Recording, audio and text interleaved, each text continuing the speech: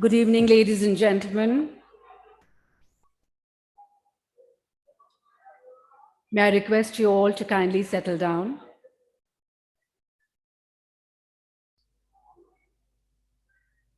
Good evening once again. On behalf of Walter Bushnell Healthcare Foundation, I extend a very warm welcome to all our distinguished guests to this special evening. As you're aware, every year we organize a scientific symposium to address the key issues in the field of Obs and Gynae, along with the IOG Dr. Satyapal Awards and Oration Lecture, which is attended by a galaxy of esteemed national and international faculty such as you. Once again, after a gap of 2 years prior to the 9th IOG Dr. Satyapal Awards and Oration Lecture this year, I'm delighted to welcome you all to a one-of-its-kind symposia consisting of 4 scientific sessions with leading national and international luminaries on the most happening topics in the Obs and Gynae field. I'd like to inform you all that the entire proceedings of today's scientific session are being broadcast live on WB and IOG Facebook pages and also on WB YouTube channel. In fact, many of our well-wishers have joined us already online, and we would like to give a hearty welcome to all of them as well. I would like to extend a special welcome to Mrs. Sushma Paul Berlia. She is the co-promoter and president, APJ Satya and Swaran Group, Chancellor and co-founder, APJ Satya University, and chairperson of APJ Education, which runs 26 educational institutions across India. Mrs. Sushma Paul Berlia, daughter of late Dr. Satyapal, is a leading entrepreneur, a passionate educationist, a dynamic and innovative leader in the pharmaceutical industry, a champion of gender parity and human values in all that she has done, and a dynamic thought leader. Leveraging her twin roles as an industrialist and an educationist, she has been a pioneer in fostering industry and academia linkages at many levels. Welcome, ma'am. Now I'd like to welcome Mr. Nishan Berlia, eldest grandson of Dr. Satyapal and son of Mrs. Sushma Paul Berlia and Mr. Vijay Berlia. Mr. Nishan Berlia is co-promoter APJ Satya and Swaran Group, a leading industrial house with diversified businesses in varied sectors. He is an alumnus of Stanford University, USA, and Harvard Business School, USA. Mr. Nishan Berlia is principally involved in the group's pharmaceutical vertical, comprising the flagship companies Walter Bushnell, Martin & Harris, and ASG Biochem. He also serves as General Secretary of the APJ Education and is Pro-Chancellor, APJ Satya University. Welcome, sir. We are also delighted to have with us Mr. Aditya Berlia. He's the grandson of Dr. Satyapal and son of Mrs. Sushma Paul Berlia and Mr. Vijay Berlia. He's co-promoter APJ Satya and Swaran Group and co-founder and pro-chancellor APJ Satya University. He balances his role in the corporate world with his philanthropic dedication to education. A graduate of Stanford University and an MBA from the Harvard Business School, he has to his credit several innovative industrial and educational initiatives, including key operational roles in strategic projects of the APJ Satya and Swaran Group. Welcome, sir. It's a pleasure also to extend a warm welcome to Dr. Cameron Nezahat, Clinical Professor of Obs and Gynae, University of California, San Francisco School of Medicine, Adjunct Clinical Professor of Surgery and Obs and Gynae at Stanford University Medical School, adjunct professor at the Medical University of Vienna, Austria, director of Cameron Nezahat Institute Center for Special Minimally Invasive and Robotic Surgery, who has come all the way from California to join us.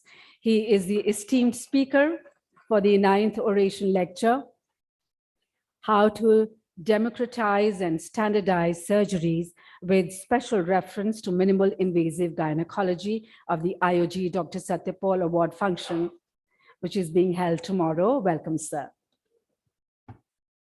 Now, I'd like to request Mr. Nishan Barlia to come to the podium to give a small introduction of Walter Bushnell and Walter Bushnell Healthcare Foundation. Mr. Nishan Barlia, please. Thank you, Jay, for warm introduction as always.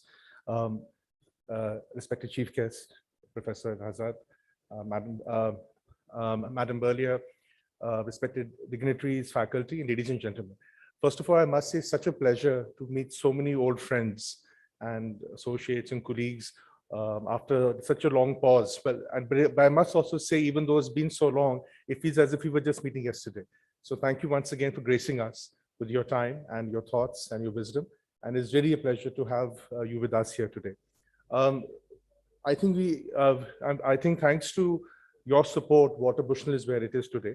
But I'll take a few moments just to share with you where we are and what we're doing, so you have a sense of our organization and how we're growing ahead. Walter Bushnell, as you know, is one of India's most well-established companies. There's over 100 years heritage, and we've had a focus on innovative therapies and evidence-based medicine. And we've been very well known in India, as with your support, for innovative first-time in India products through our own research and development and through numerous international alliances. With your support, we are now 34th ranked in India across the entire pharmaceutical sector. And to give a sense, only a few years back, we used to be 48th ranked. So we have moved in the last few years tremendously in terms of growth.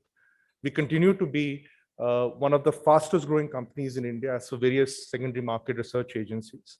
And now we have a number of unique marquee brands which are well established, brought in Urospas, Martifer, Potlor, Microgest, Venusmin, and of course, newer brands such as Novogest as well. Coming to the fore. We have a continued commitment to science-led medicine. Whatever we bring to you, we always have a lot of studies and references, grades of evidence. We are one of the few companies, I think, not only in India, but internationally, who do a tremendous number of phase 4 studies on various areas with very good number of publications, including in high impact factor journals internationally. And that's something which we continue to have support about.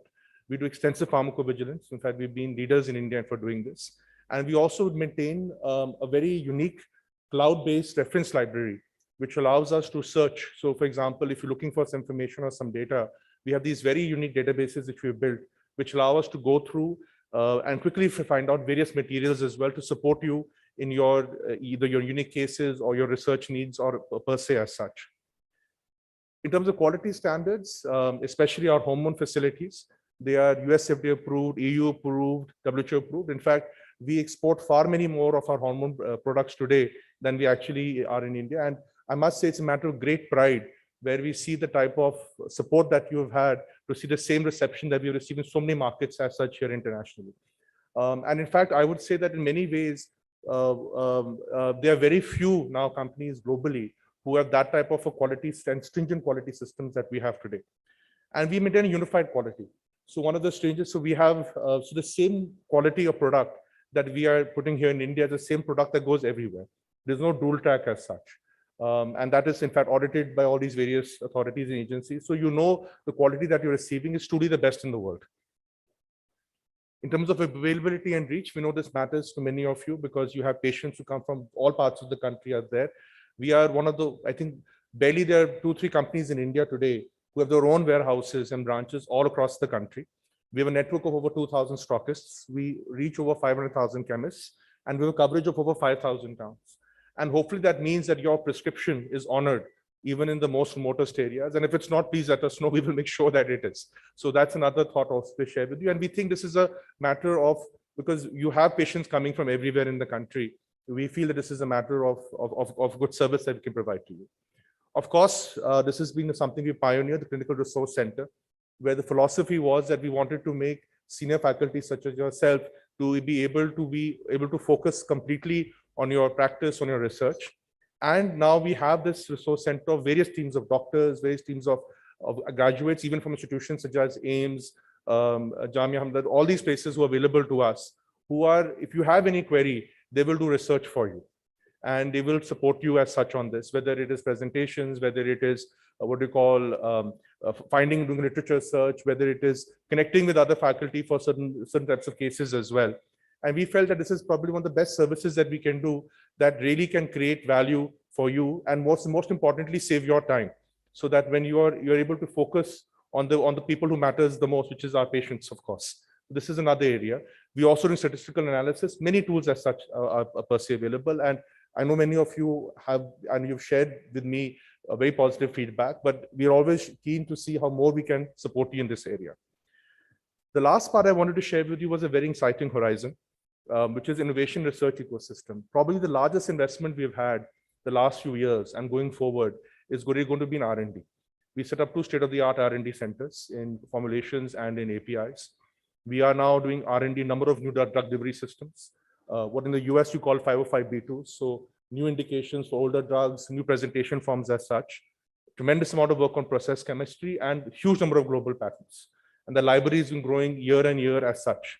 We also now have multiple candidates in various clinical phases, new innovative products, mostly around delivery systems as well. And in fact, it is our ambition that when you see 3 to 5 years down the line, you'll find most of our revenue generation or our support from you, hopefully will be from products where we have patents on them. I think we're really at the cusp of it. We are at the final stage of number of market authorization. And we are very keen to share with you as these innovations now start coming as such into the market. But most importantly, I think you may be aware, or perhaps it's my pleasure to share, that of the maybe top 50 pharma companies, we are perhaps the only pharma company in India which has respected IP. We've never done patent busting, never done Para 4. And what that means for us is that as our country evolves into a research ecosystem, and it's happening on a very multifaceted way, whether at the medical setting or at the research setting, university setting, industry setting, we see ourselves as an ideal innovation platform. So if you have innovative ideas or gaps that you feel, we can work together. And more than perhaps saying that what we do or not do, a track record matters.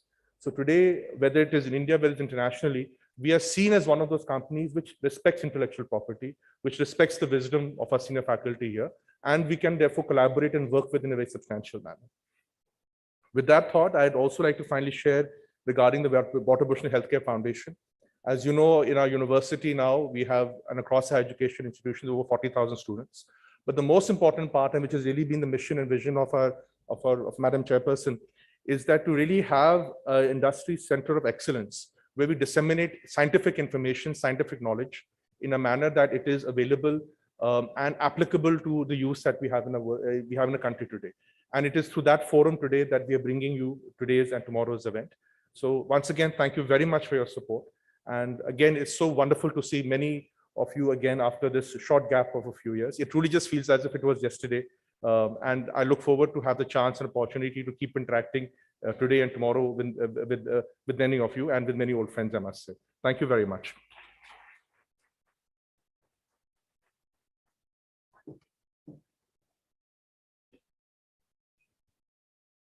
Thank you, sir. And before we begin the first session of today, I would like to remind you to please put your mobiles on silent mode in case you haven't done so till now.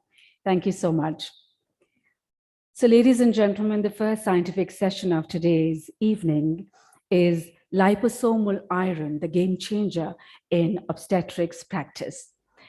I'd like to invite on stage the chairpersons of this session. We begin with Dr. Simona Lane Saldana.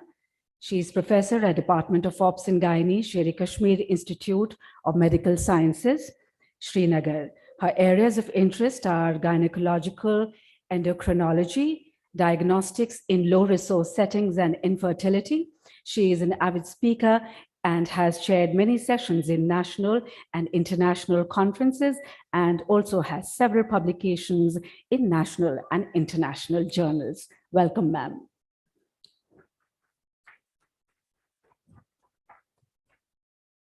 Welcome.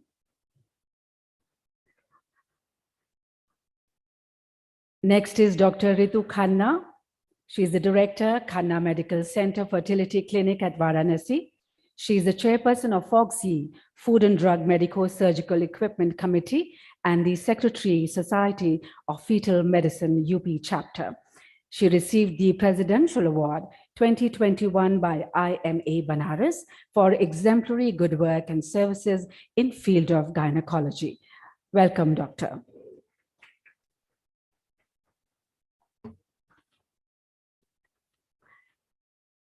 I now invite Dr. Ranjana Sharma. She is a senior consultant, obs-gynae, urogynae, laparoscopic robotic surgery at Indraprasth Apollo Hospitals and Apollo Cradle Royal, Delhi.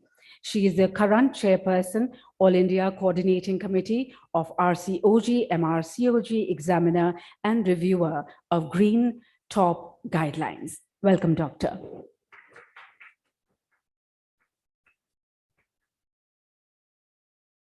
Welcome, ma'am. Next is Dr. Anju Soni. She is the head of the Department of Obs and Gynae Department at Soni Hospital, Jaipur. She is the chairperson of the HIV and AIDS Committee, FOGSI, and Secretary General, IMS. Her special interests are high-risk pregnancy, gynae critical care, minimal invasive surgery, gynecology, menopause, and yoga. Welcome, ma'am.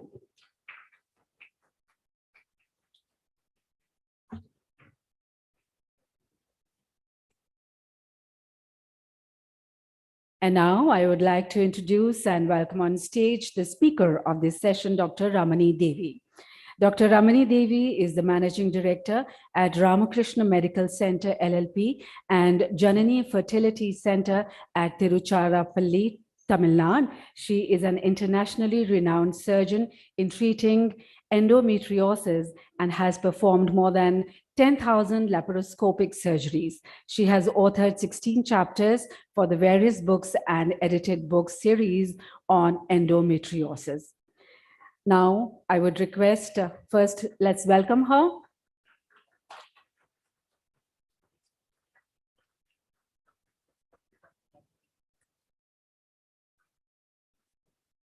And now I would request Dr. Ramani to begin her presentation, Liposomal Iron, the Game Changer in Obstetrics Practice.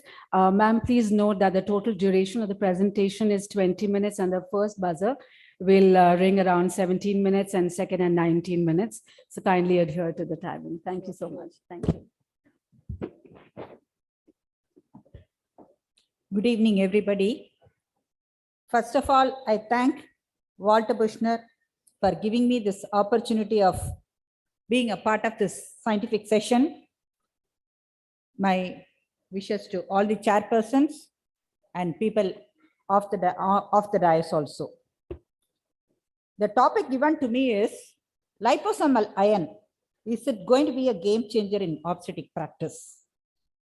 So anemia, all of us know, it's the commonest medical condition that we come across in any pregnant woman.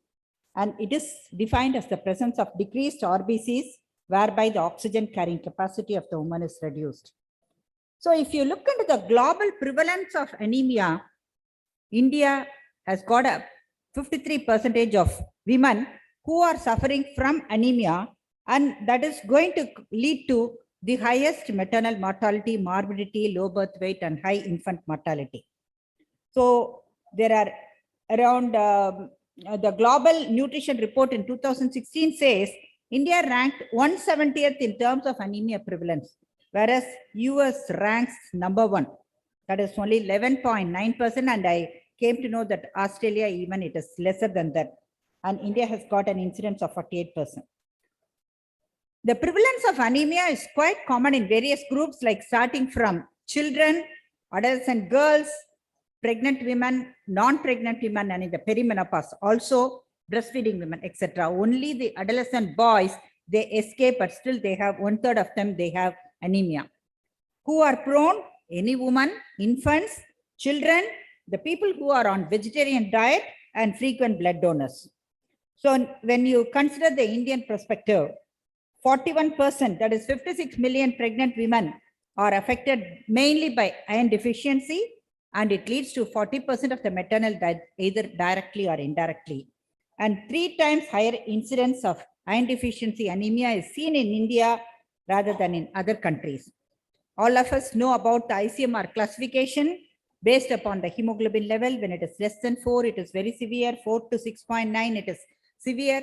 And 7.9 to 9, it is moderate, and mild when it is 10 to 10.9. Rather, a pregnant woman should have a hemoglobin level of more than 11 grams in the first and in the third trimester, and in the mid trimester, it should be beyond 10.5. The types of anemia, the commonest is iron deficiency anemia, where the RBCs are microcytic, microchromic, hypochromic, and they have poikilocytosis and anisocytosis. Other types of anemia are megaloblastic anemia, where it is mainly because of the reduction in the folic acid and B12. The size of the RBCs become larger. They are called macrocytes, and they have impaired DNA synthesis to a lesser extent, and to a lesser extent RNA and protein synthesis. Other type of anemias are pernicious anemias, where it is because of B12 deficiency due to lack of intrinsic factor, and aplastic anemia, where the bone marrow fails to produce. So when you look into the process of erythropoiesis, whenever there is hypoxia because of low RBC mass, what it does is it stimulates the kidneys to produce what is called as erythropoietin, which acts upon the bone marrow to increase the erythropoiesis, and finally it copes up. But for the erythropoiesis to happen, we need 2 important things.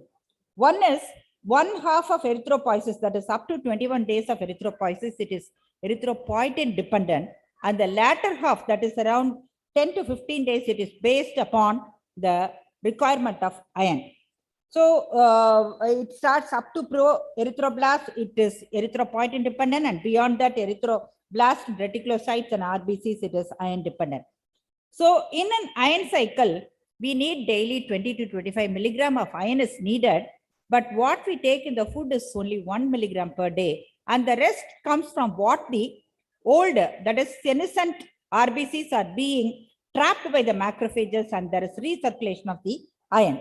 So the most important symptoms of iron are fatigability, that is the first sign, dizziness, pale skin, lips, nails, cold hands and feet, and there is shortness of breath, and fast and irregular heartbeat, and cognitive problems are there.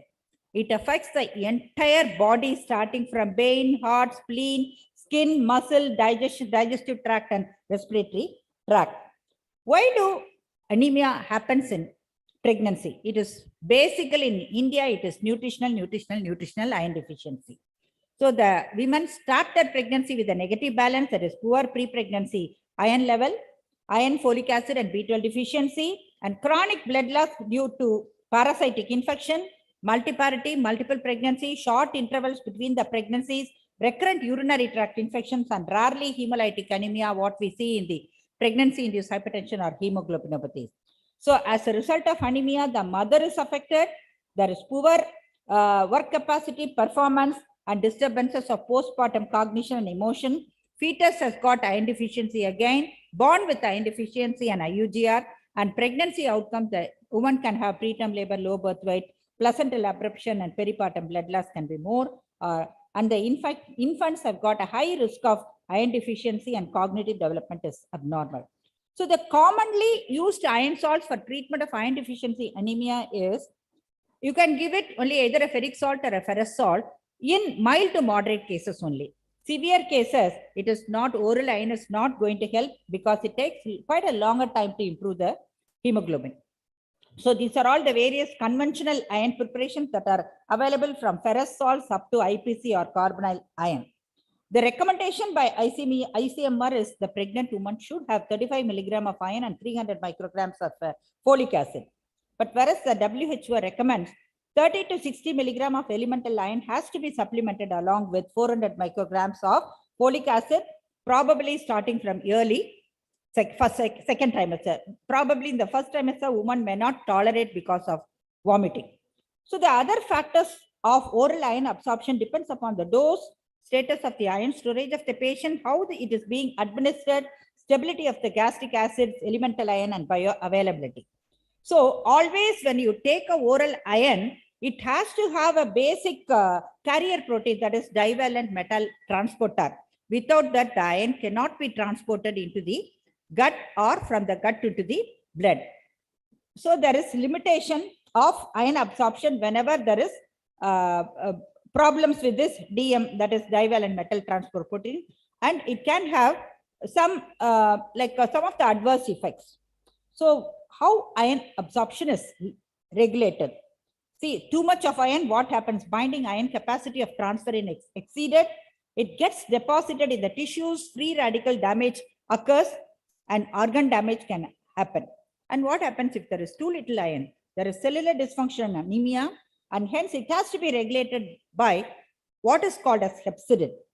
Hepcidin, suppose, what happens in hepcidin is, it's a substance that is produced by the liver, where it is increased in refractory iron deficiency anemia, anemia of inflammation and chronic disorders. And the hereditary hemocytochromatosis and iron overloading and toxicity can happen in whenever there is excess iron. So there was an article in a paper where there is a new invention of some iron regulating hormone that is called as erythroferon. So what does erythroferon does? It is a protein hormone produced by the erythroblast and inhibits the action of hepcidin. Because what happens is, when hepcidin becomes more and more, as in response to low hemoglobin level, it will suppress again the intake of absorption of iron. So some of the studies say that if you are going to give alternate days of iron therapy, it will give the same value because that may not alter the hepcidin level. So the erythroferon is a hormone. What it does is, it inhibits iron transport, that is, it suppresses the hepcidin. So thereby promoting the iron absorption from the gut and release from the stores. The limitations of the conventional iron are poor bioavailability because it needs that DM, that is divalent metal transporter. And again, only a minor portion of whatever iron, oral iron we give is being absorbed, that is less than 10 to 20%. And even that it depends upon the bioavailability. Again, gastric intolerance is quite high. 30 to 70% of the patients who are on routine conventional iron preparation, they do not tolerate because of vomiting, gastric problems, as well as most of the iron is being excreted in the gut. Higher the intake of iron, more are going to be the side effect. So again, this is what is the non-compliance.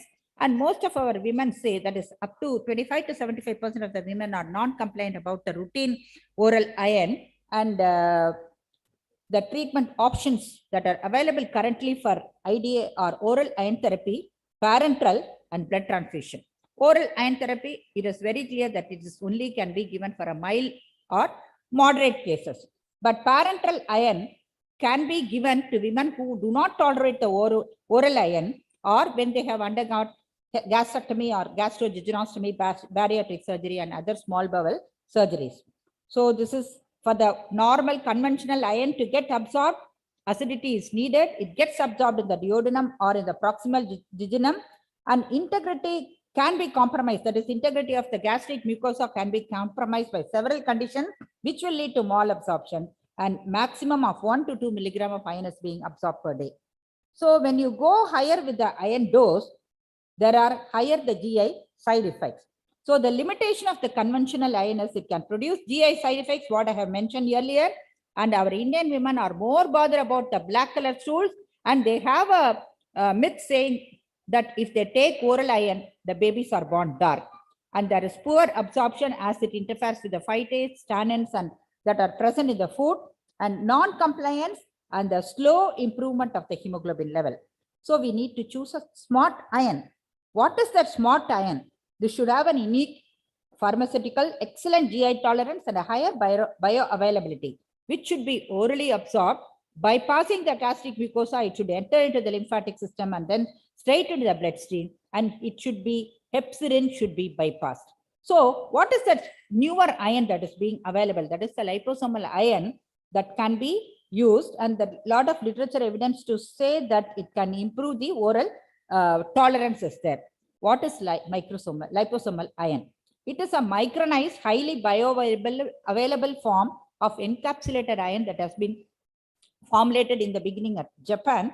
And again, because of the microsomal technology, it has got lowered side effect. It is stable in so many conditions, not dependent upon the phytates and the acid level of the gastric mucosa, and there is no free ion that is being released, so there is no side effects and free radical release is not there.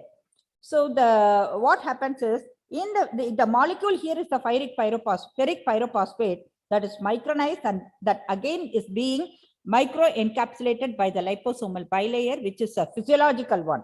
So this passes through the stomach undamaged, then reaches the intestinal lumen, and from the intestinal lumen it gets adherent to the intestinal mucosa and straight that is being absorbed. So it doesn't need the divalent metalloprotein, but it has got the advantage of having coming direct contact with that of the intestinal mucosa. It is being absorbed by the process of what is called as endocytosis or pinocytosis by the M cells and the intestinal mucosa. Then it straight reaches the lymphatic. From the lymphatics, it goes to the liver. So the liposomal encapsulated ion fuses to the cell membrane and enabling the direct release of ion into the interior of the cells.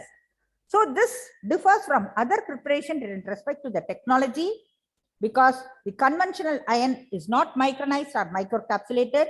It has got no target delivery and it has got oxidation of ion, but whereas liposomal ion has got no oxidation, it has got a target delivery. It doesn't chelate with the other metals like similar to conventional one. Absorption is not dependent on divalent metalloprotein, and bioavailability is good in liposomal one. Gastric side effects, metallic taste are not found with the liposomal ion.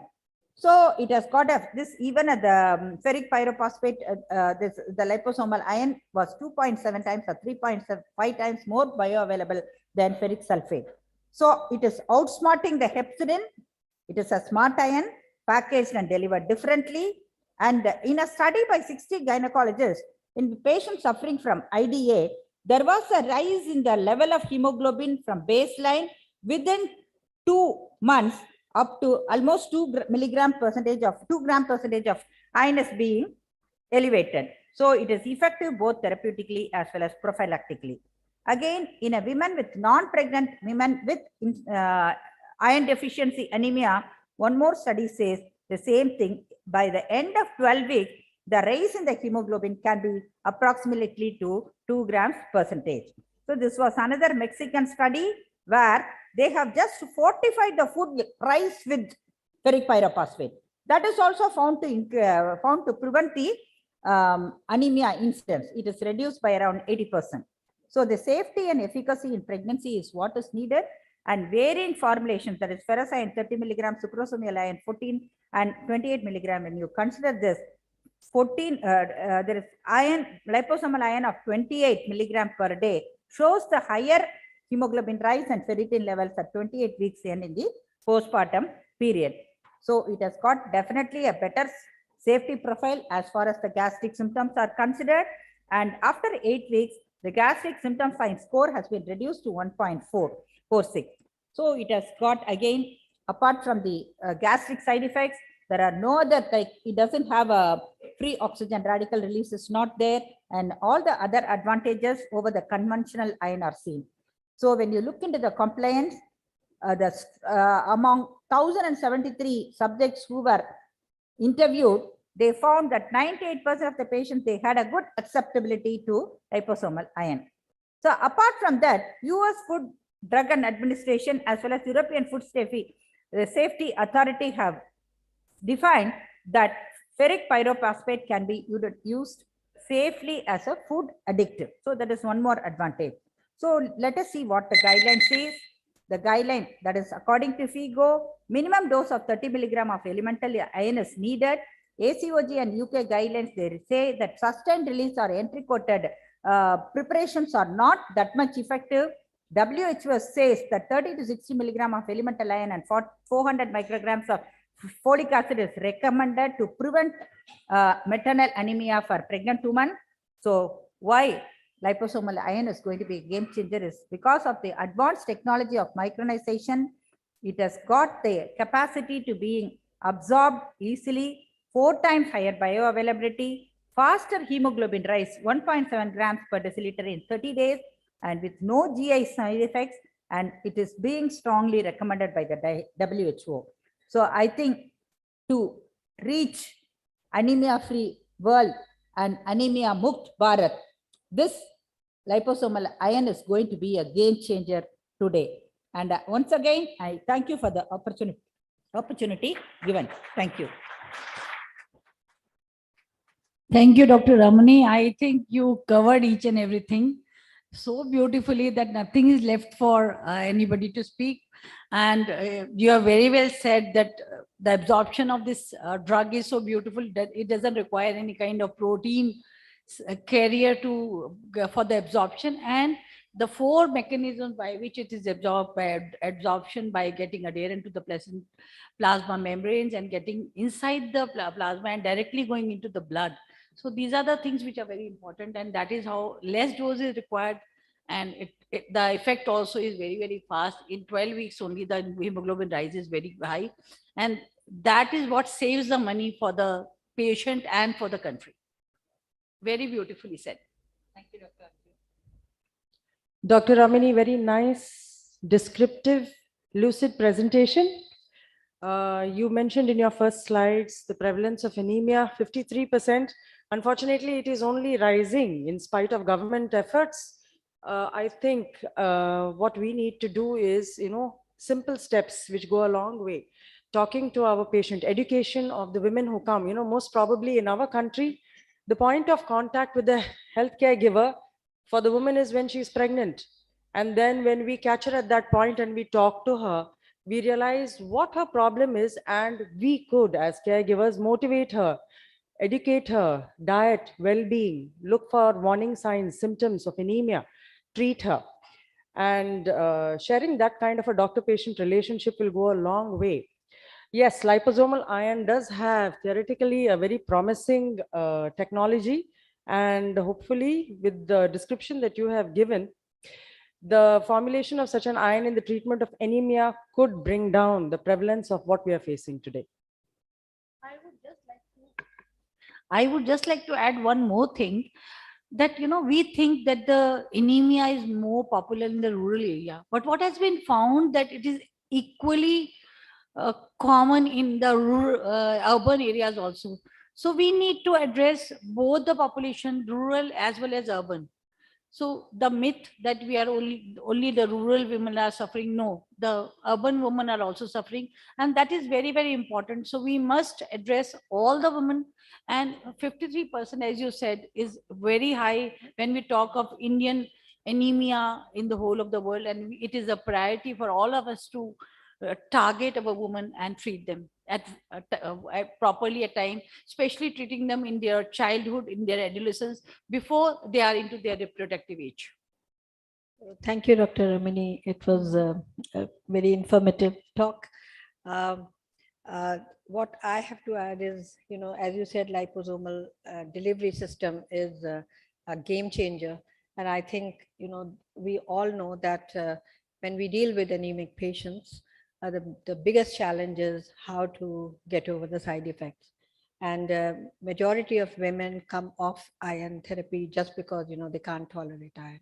So something which is helping that, I think really we agree, we'll look forward to the molecule and availability of the drug, but the cost may be the deterrent in the beginning. So we have to also, we start using once it is available, and the cost will come down anyway. Thank you very much. And one more thing, awareness about anemia, symptoms of anemia. I met so many girls who don't perform very well in school. They don't perform very well at jobs, and then they don't even know that they are anemic.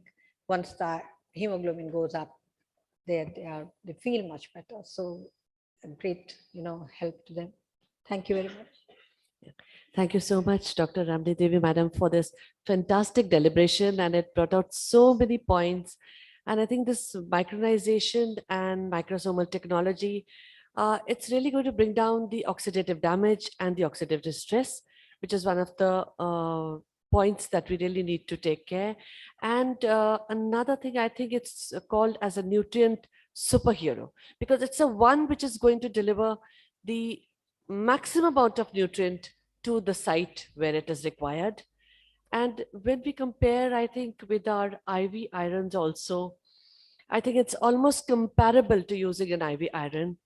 And looking into the studies, I think that at the end, I think there's hardly any difference as far as the results. It's only the first month of the therapy that there's a difference between the IV iron and this oral as compared to the conventional irons. And another thing, I think in the IV iron, we're just going to load the patient. But here is it that we do not need to load the patient. And therefore, I think even if you give it into higher doses, it's not going to be having any toxic effects. So I think it's really going to be a game changer in the management of anemia. And seeing this incidence, I think we need to take a serious effort. And this molecule is really, really going to help us all. So thank you so much, madam, for highlighting everything. Thank you, chairpersons. But one more thing I would like to add, not only iron, but we need proteins as well as folic acid and B12, because the entire population lags behind all these things.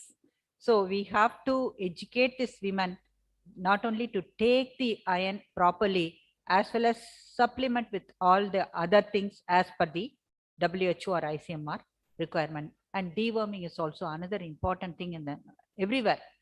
See, without doing a deworming and without doing the supplementation of the protein and thing, just simple supplementation of iron is not going to help out. Thank you. Thank you so much.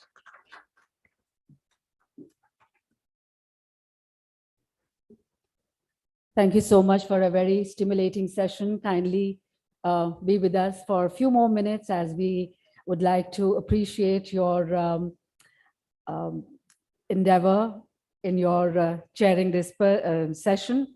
I request Mr.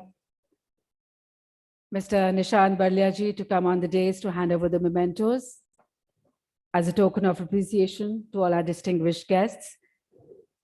Dr. Ramani Devi, thank you so much, ma'am, for your very informative and engaging session.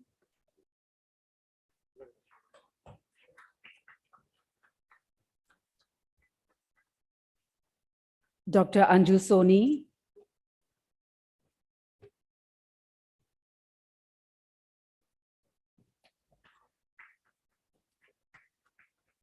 Dr. Ranjana Sharma.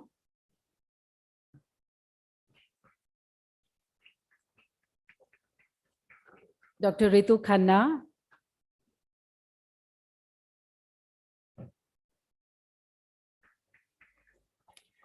And Dr. Simona Saldana.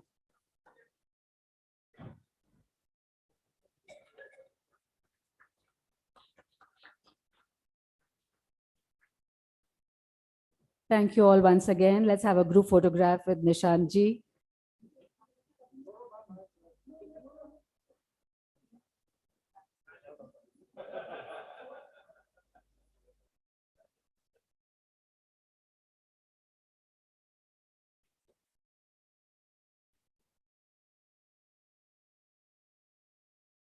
Thank you.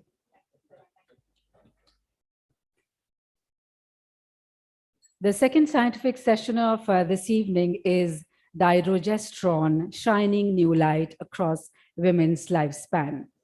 I invite on stage the chairpersons of this session, Dr. Ashok Kumar. He's the director, professor, and head of the Department of Obs and Gynae, Atal Bihari Vajpayee Institute of Medical Sciences, and Dr. Ram Manohar Lohia Hospital, New Delhi. He's the secretary of Indian College of Obs and Gynae, Dr. Ashok Kumar. Welcome, sir.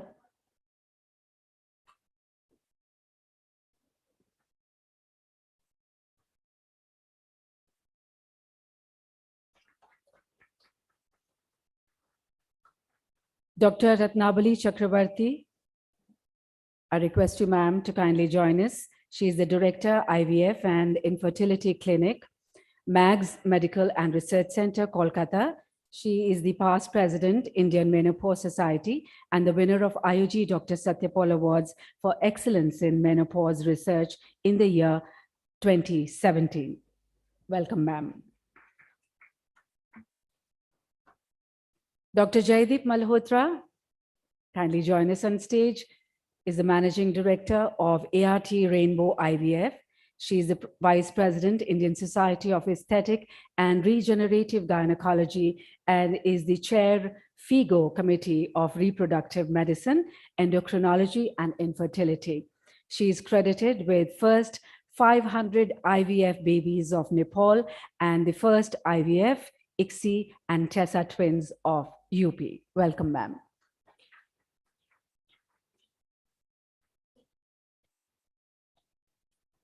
I would now invite Dr. Pratap Kumar. He is the head Department of Reproductive Medicine and Surgery at Kasturba Medical College, Manipal Academy of Higher Education. In addition to being a recipient of many prestigious awards, he has more than 300 publications to his credit and has presented more than 1,000 presentations in national and international congresses. He is also the editor of many textbooks and contributed to several chapters. Dr. Pratap Kumar, welcome, sir.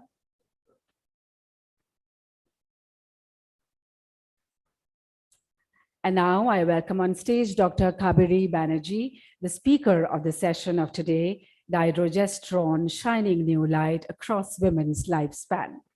Dr. Kabiri Banerjee is the Medical Director, Advanced Fertility and Gynecology Center, New Delhi. She is the recipient of Global Excellence Award in IVF 2022 and has more than 50 articles published in national and international journals of repute.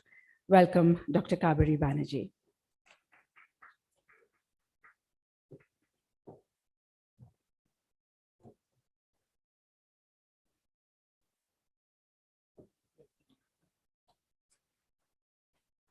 A very well-known figure in the field of gynecology, and I request Dr. Banerjee to begin this session. Thank you.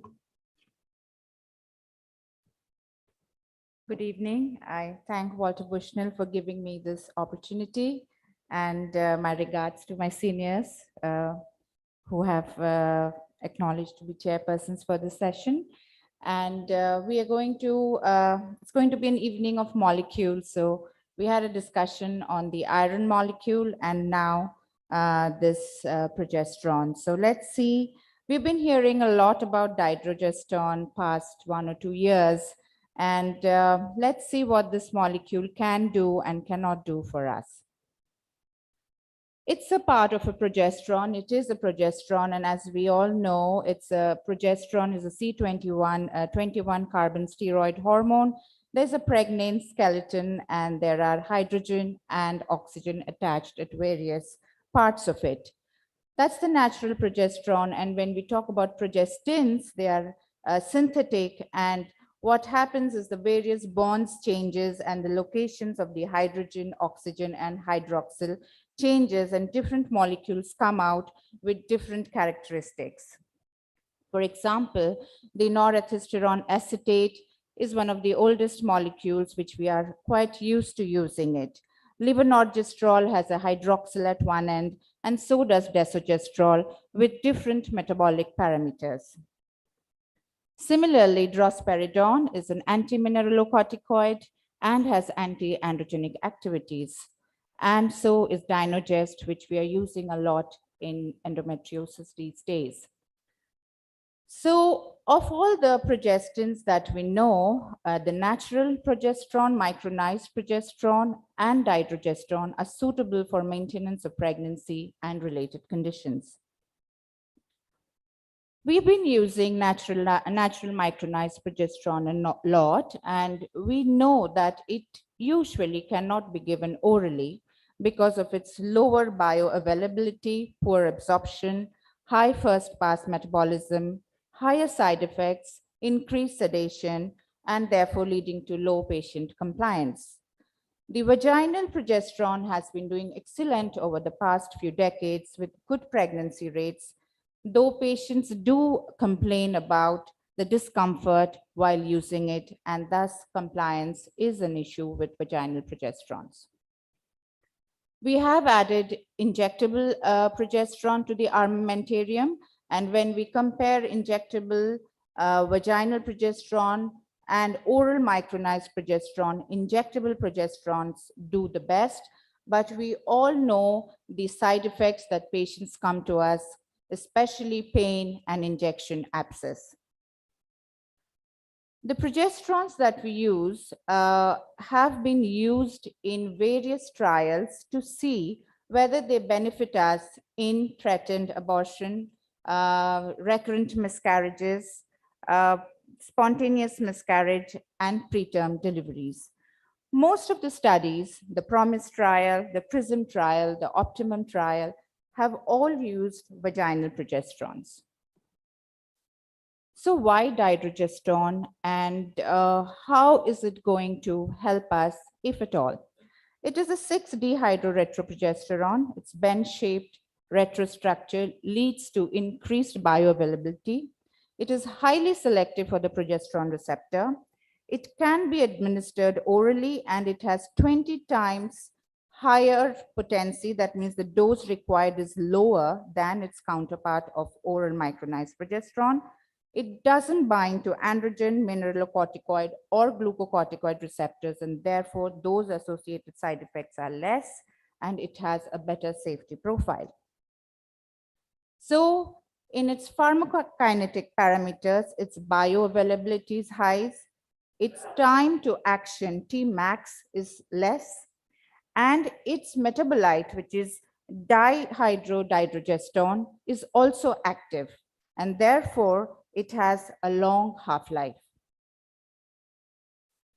Not only does it help in maintaining the pregnancy, it also has certain immunomodulatory parameters in the form of anti-inflammatory cytokines, and pro-inflammatory cytokines get reduced and the anti-inflammatory cytokines increase. And it also has a progesterone-induced blocking factor, which leads to the sustenance of the pregnancy. Not surprisingly, therefore, it can be used in the armamentarium of both obstetric and gynecological cases. For example, threatened miscarriage, luteal phase support, endometriosis, menstrual disorders, and hormonal replacement therapy.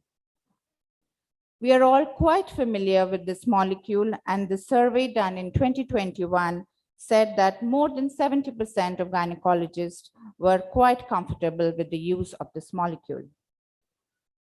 Let's talk briefly about luteal phase support. For example, in IVF, it's very clear that we need progesterones for luteal phase support after a stimulated cycle. And the reasons are many. One is the aspiration, which mechanically disrupts the granulosa cells. The increased estradiol level, which needs extra progesterone for support, and also it leads to inhibiting the LH. The GnRH agonist lead to suppression of LH, which leads to luteal phase deficiency and inadequacy, and so do the antagonist, though the effect of the antagonist is not as severe as the agonist cycle. Dydrogesterone has been used for a long time for luteal phase support. In fact, the molecule's role in IVF was in a way initiated from India in a big way by Dr. B.N. Chakravarti's center in Kolkata about a decade ago, where he did say that oral dydrogesterone does as well as micronized progesterone.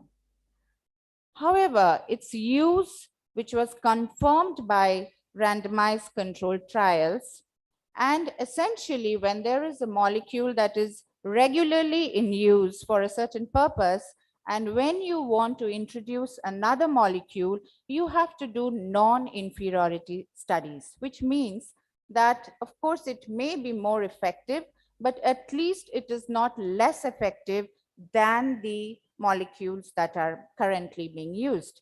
So for luteal phase support, we have vaginal progesterone, and this study in 2017 compared oral dydrogesterone to micronized vaginal progesterone, and they found that the pregnancy rate at 12 weeks was comparable. The dydrogesterone group was slightly higher, but not statistically significant. Similarly, when they compared progesterone gel to oral dydrogesterone, they found a similar study. To note here is the dose that is being used is 30 milligram, 10 milligram, 3 times daily. There have been studies in frozen embryo thaw cycles as well, in which they found similar pregnancy rates when both vaginal and dydrogesterone were compared.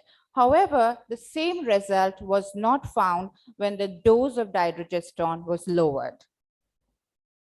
This is a very interesting study which came out in 2021, and this is what most of us have been using with a little bit of skepticism, is combining vaginal progesterone and oral dydrogesterone. And this study done in Vietnam, which they included more than 1,000 women, they compared in frozen thaw cycles, there was vaginal progesterone and there was dydrogesterone, 10 milligram twice daily. And they did find that the group which had both the molecules had a higher, significantly higher live birth rate, and therefore a lower miscarriage rate than the group that took only vaginal progesterones. Talking about luteal phase support, we cannot miss IUI cycles, and it is now very clear that in IUI cycles, if it is more than a single follicle, natural cycles, monofollicular cycles do not need extra luteal phase support, but more than 2 or more than 2 have been shown to be associated with increased pregnancy rate, and dydrogesterone at a lower dose has been used. It is not very sure whether cycles where clomiphene citrate is used, whether luteal phase support with progesterone increase the pregnancy rate or not. So the guidelines suggest that dydrogesterone is probably recommended for luteal phase support, daily doses of 30 milligram. It has similar ongoing pregnancy rate, and oral administration makes it better compliant for our patients. A little bit about luteal phase defect. We know that luteal phase defect or luteal phase insufficiency is seen in many of our patients. The diagnosis has been debatable, whether we should measure serum progesterone or whether we should do histopathology. The discussion regarding measuring serum progesterone to decide HCG, whether we should do fresh or frozen, whether we should transfer in that cycle is debatable. Many people have said that if the progesterone levels are less than 20 or not between 10 to 20, your pregnancy rates reduce and when you measure the progesterone before you do your embryo transfer. However, this has been negated by various groups, and they say that there's a huge variation in progesterone assay. The progesterone does not correlate with serum progesterone, does not correlate with uterine levels. And there are multiple confounding parameters, BMI, age, etc.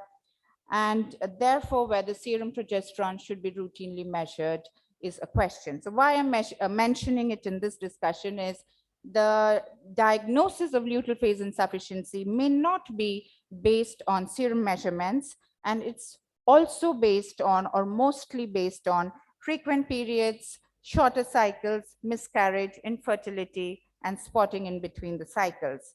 And there have been studies that have shown that supplementing with progesterone, both micronized and dydrogesterone, definitely increases the endometrium architecture and pregnancy rates.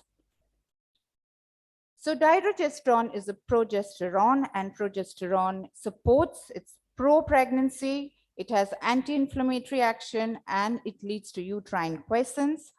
Whether it should be used in threatened miscarriage and recurrent miscarriage has been a huge debate, with the PROMISE trial saying that it does not help, but there was the NICE guidelines came up with a subgroup analysis of recurrent miscarriage with ongoing bleeding, where definitely adding progesterone helped. In fact, the latest NICE guidelines does say that if there is a history of bleeding or recurrent more than 2 miscarriages, progesterone support does help, and many studies have supported dydrogesterone for the same.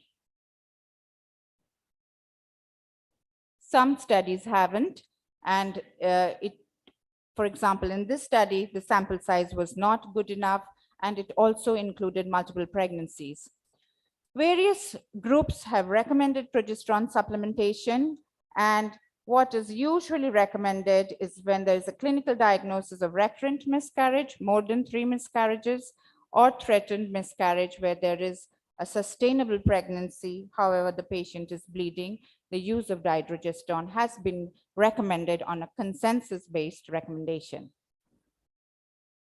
So one place where it has not helped is preterm birth, and most studies have shown that adding dydrogesterone has not prolonged pregnancy as compared to placebo. In gynecological conditions, in endometriosis, it may lead to decidualization of endometrial tissue and atrophy. And the added benefit is that you can give it in your young patients who are keen to conceive, and it does not prevent your pregnancies. This study has shown that prolonged cyclical and continuous treatment of dydrogesterone demonstrated a pronounced and similar reduction in severity of chronic pain and dysmenorrhea associated with endometriosis. This study in 2021 also compared dydrogesterone with various molecules and has found similar efficacy.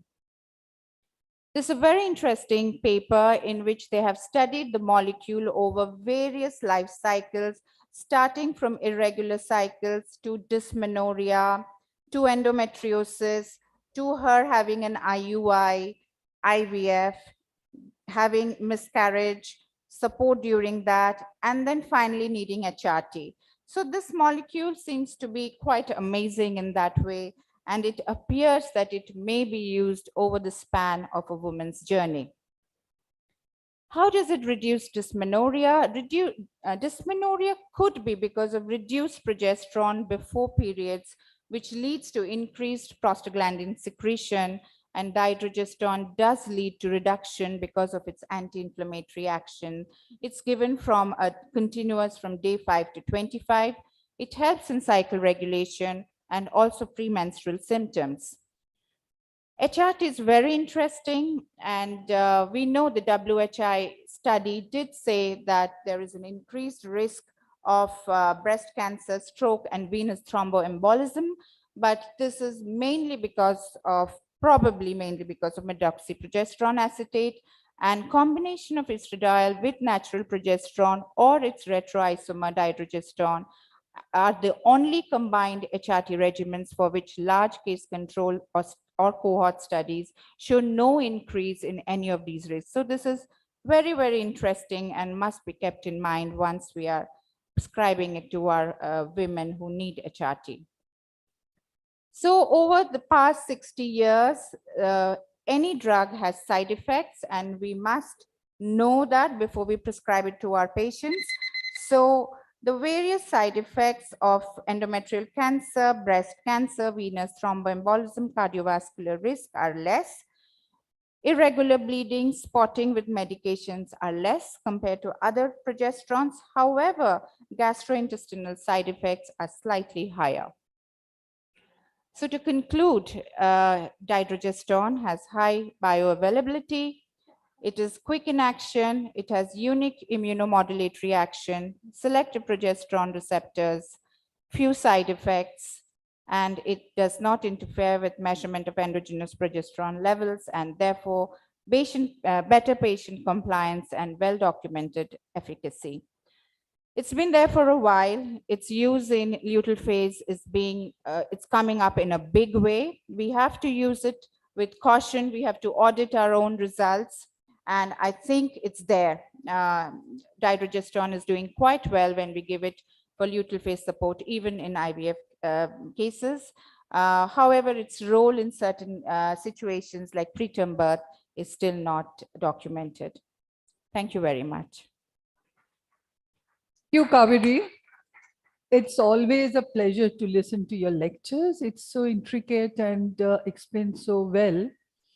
There's nothing more to say scientifically, but I remember a few memories are flooding my mind. One is in 1997, like that, my cousin was undergoing IVF at Dr. B.N. Chakraborty's center.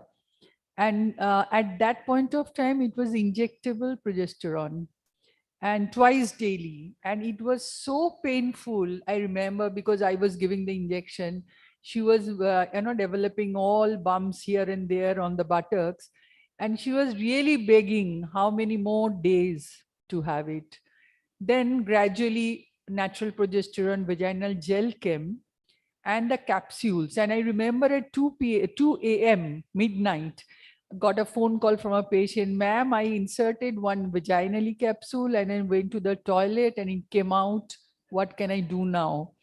So all these things have passed. And in 1999, in AICOG conference, Professor Rajan was giving the oration. And the first time we heard about the immunomodulatory action of dydrogesterone, and that was a great comeback of dydrogesterone, because we studied about it in our textbook, never used it. And we always heard it is very costly. And okay, there are other things, other progesterones you can use. That's the first time we heard. And since then we are using it, in different, whatever has been discussed by Kaveri. So thank you very much, Kaveri, for reminding all the indications so nicely. Thank you, Kaveri. It's a crystal clear presentation as always, and we always expect that from you. And I think it was really important the way you started, because the progesterone available left, right, and center, and we use it and we abuse it without realizing what, when, where, and for whom.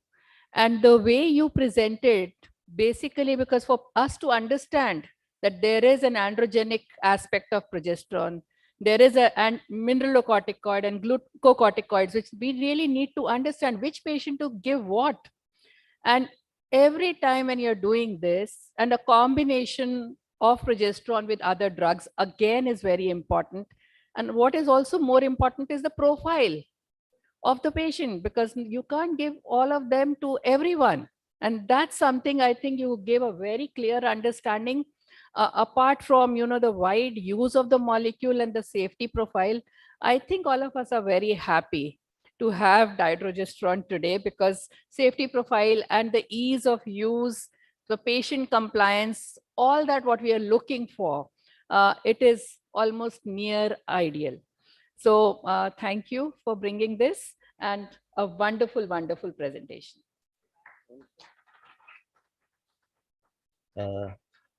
Thank you, Kaveri, for the wonderful lecture, as mentioned by all the other chairpersons. I definitely feel that we should not give too many types of progestogens, maybe two, as you said, vaginal progestogens and dydrogesterone can be combined, because something works.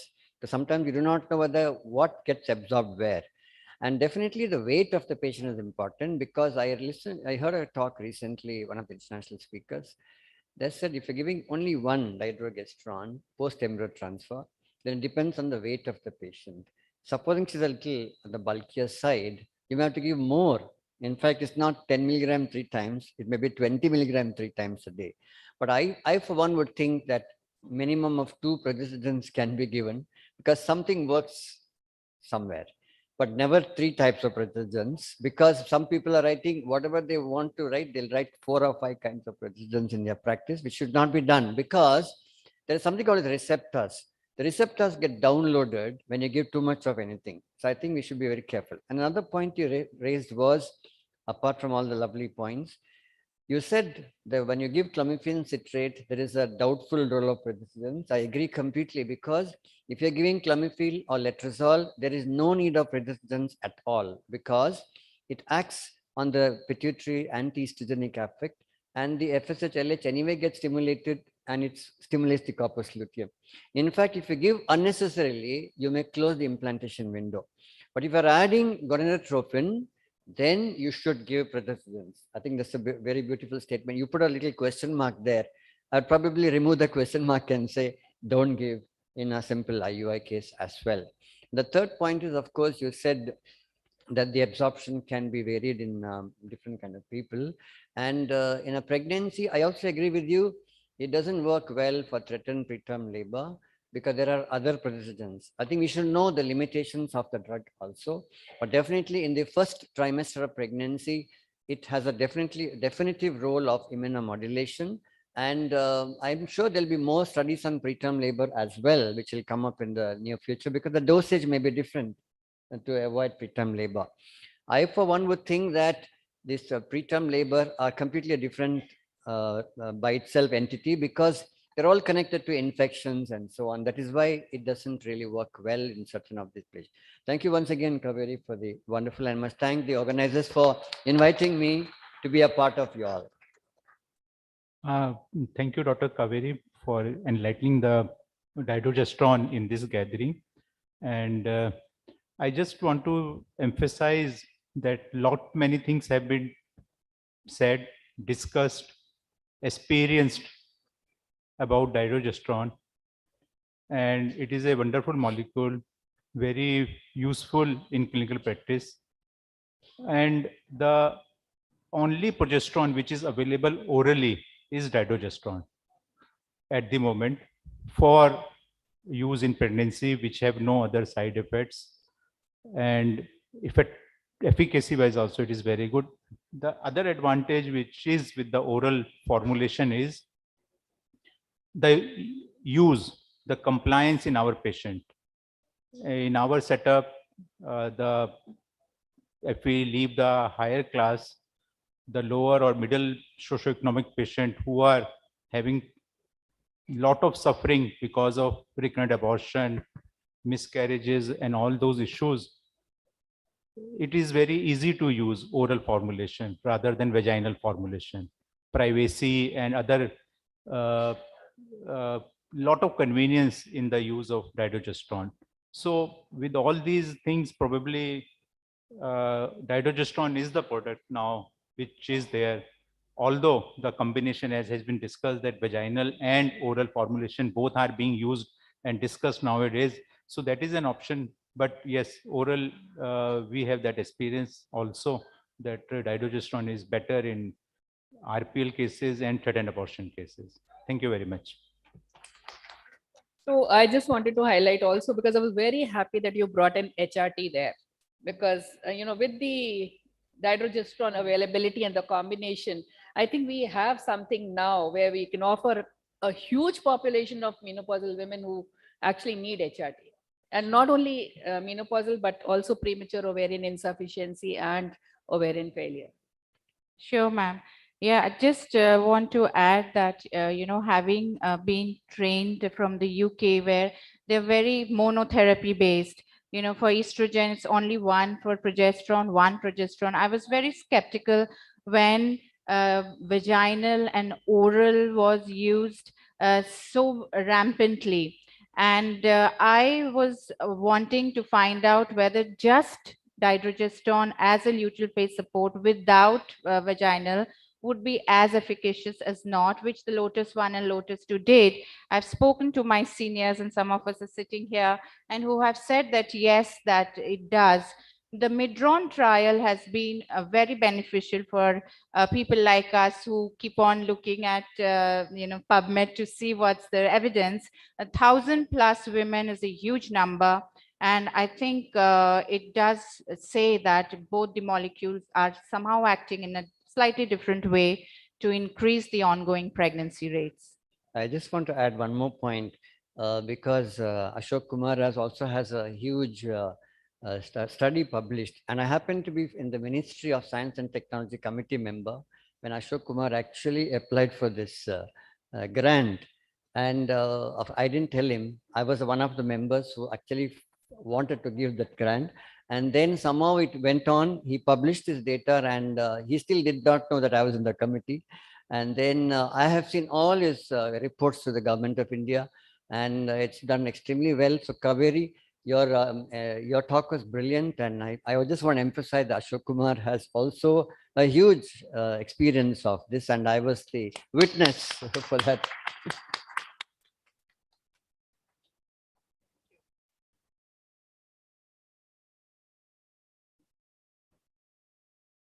Thanks to Dr. Kaveri Banerjee for that very lucid presentation, and to the esteemed chairs for their valuable insights. I once again request Mr. Nishant Barliaji to present mementos as a token of our appreciation. Dr. Kaveri Banerjee. Thank you, Doctor. Dr. Pratap Kumar.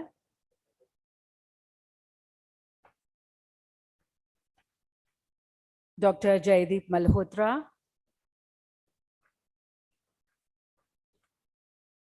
Dr. Ratnabali Chakrabarti. And Dr. Ashok Kumar.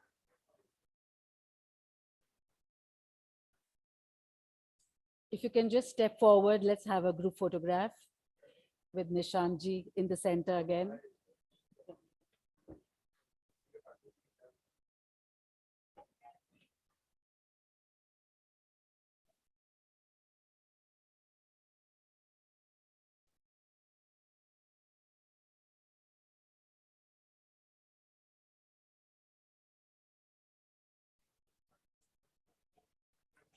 Thank you all once again. Thank you so much.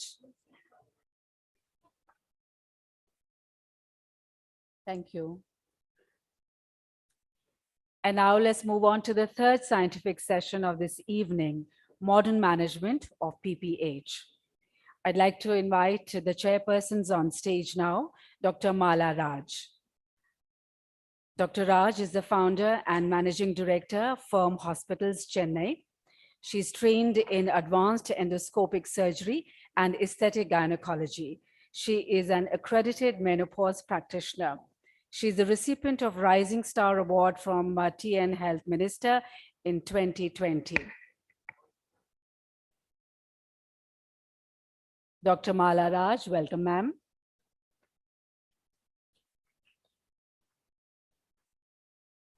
I would now like to invite Dr. Alka Mukherjee. She is the director and consultant at Mukherjee Multi-Speciality Hospital, Nagpur. She is the honorary secretary of International Council for Human Rights and national executive member of Indian Medico Legal and Ethics Association. She's also a winner of many distinguished awards and honors. Dr. Alka Mukherjee, welcome, ma'am. Dr. Amit Patki is now requested to kindly join us on stage. He is the medical director of Fertility Associates Mumbai and consultant at Khar Hinduja and Surya Hospitals Mumbai. He has 35 publications in national and international journals, 50 book chapters, and is the editor of 3 books. He also has 2 international patents in infertility and stem cell research. Welcome, Doctor. Dr. Preeti Kumar is joining us next. She is a professor and head of the Department of Obs and Gynae, Narayana Institute of Medical Sciences, Kanpur. She is the co-chair, Maternal and Perinatal Committee of CEFOG, chairperson, Safe Motherhood Committee, FOXY, and recipient of many esteemed awards. Welcome, ma'am. We would welcome Dr. Jaideep Tank now. He is a renowned consultant at Ashwini Maternity and Surgical Hospital, Center for Endoscopy and IVF, Mumbai, and visiting consultant for IVF at more than a dozen IVF centers. He's also the president-elect FOGSI for the year 24-25. Welcome, Doctor.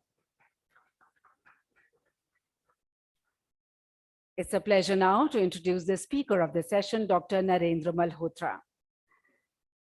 He is the managing director of Global Rainbow Healthcare Agra and the director of ART Rainbow IVF Agra in Delhi, with special interest in high-risk OBS, ultrasound, laparoscopy, and infertility, ART, and genetics. A recipient of many awards and recognitions, he is associated with many eminent societies and healthcare bodies. He has presented many papers, lectures, and has to his credit innumerable publications in distinguished journals. Dr. Narendra Malhotra, welcome, sir. A very well-known figure in the field of Obs and Gynae, I now request Dr. Narendra Malhotra to begin this session. Thank you, sir.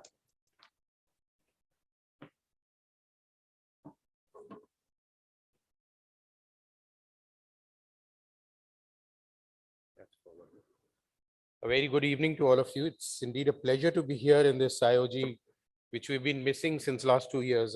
I've been here at all the 9 ones previously. Modern management of PPH, the management is the same. Only we got to learn how to handle PPH by doing the drills correctly. We definitely don't want to build another Taj Mahal. This building, this beautiful building from where I come, was built in the memory of Mumtaz Mahal, who died during the childbirth, 14th child due to PPH, and that's been documented. And definitely, we don't want anyone to die to build a building of PPH, to build a building like this. Now, we will go stepwise a little bit. It's a general talk, and I think everyone needs to revise on how we're going to handle PPH. So PPH, we all know how it is defined. If the patient is anemic, then even 500 ml of blood loss goes to severe hemorrhage, or a blood loss sufficient enough to cause hypovolemia symptoms. That is also PPH.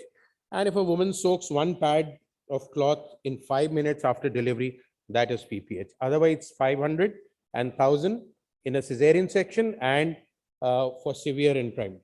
We all should understand that there are 4 T's which we have to remember. And that is how you're going to handle when you're going to, and you're not going to panic and not start yelling in the OT or the labor room. So tone, trauma, tissue, thrombin is what we have to be very well versed in. And that is how we're going to go and look for pH. And then again, during the antenatal period and the intrapartum period, the high risk factors have to be known to you, to the one who's in your ANC OPD, your juniors, your nurse or whoever, and to the labor room nurse who is going to assess or monitor the pregnant patient on the intrapartum risk. So these risks have to be known and then be ready for it. When we do active management of 3rd stage of labor, 500 ml PPH, if you do active management, will be 5%. And with expectant management, when you're not doing an active management, it will be 13% women will land up in PPH. With 1000 ml, which is severe hemorrhage, 1% if you've done an active management, and 3% if you've not done it. Now, PPH is an emergency which will kill very fast. And so that golden hour is the most important hour. And for this golden hour, we have to be prepared. That is where we say that we have to all learn, relearn, practice, re-practice probably every, if you're a busy obstetric unit, every week. If you're not a busy obstetric unit, every month, once a month, the whole PPH drill. For this, you have to have an infrastructure ready, the drugs and injection, and this is the plastic box which you see is the PPH box which Foxy advocated 4 or 5 years back, and that is a list which should be in the back. I'll show you the close-ups also, and you can. This is known as the PPH kit or the PPH box, and 4 or 5 years back we went over. When I was the president, all over India, talking about how every obstetric unit should have a PPH box. The staff and the team should know everything, what is where and when it has to be used. Everything which is needed should be there in the labor room. You cannot be excused for just writing a slip, go and get an intracath, go and get a 5 ml syringe, which is usually the practice. A nurse will come running out on a scribbled paper, give it to the attendant, go get a Hemexil. The patient poor comes back, go get one Methergin, go. That is inexcusable, and that is not the way labor rooms should be working.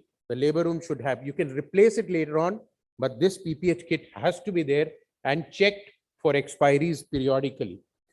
So the PPH kit will also have the oxytocic drugs, and the oxytocic drugs which should be there at least is oxytocin, 5 ampules, but they have to be refrigerated. They cannot be kept outside in light or at room temperature. Otherwise, you see so many times you give oxytocin to the patient and nothing happens because the drug has not been kept properly. 2 ampules of Methergin, 2 ampules of Prostin or 15 alpha 250 micrograms, misoprostol tablet, and now carbitocin, which is available as a heat stable or a pre-filled syringe or an ampule. It's available as 3. And when carbitocin first came, we did not have it as heat stable. Now it is a heat stable and can be kept at room temperature, and we'll talk about it a little later. Then your team should be well versed with the guidelines. So we had in 2016 in the Agra AICOG, we took out the PPH manual, and it is still available, and it is still quite modern. And to update yourself, a free manual by WHO comes out every year. So you can go to the WHO site, download the WHO recommendations for prevention and treatment of PPH. And of course, the Foxy chart is there. The PPH Predict, Prepare, Handle 2018, this chart, step 1, step 2, and step 3. This will come in the management, and I'll discuss this a little later. So this should be there. A word about the oxytocic drugs. Oxytocin, 10 units, intramuscular or IV. The onset is 2 to 3 minutes. It lasts only for 10 to 15 minutes. The side effects are there, but minimal, and no caution there. Ergometrin, 500 micrograms IV or IM. Onset is 2 to 7 minutes, lasts for 2 to 4 hours. Nausea, vomiting, headache, hypertension, and hypertension is the contraindication.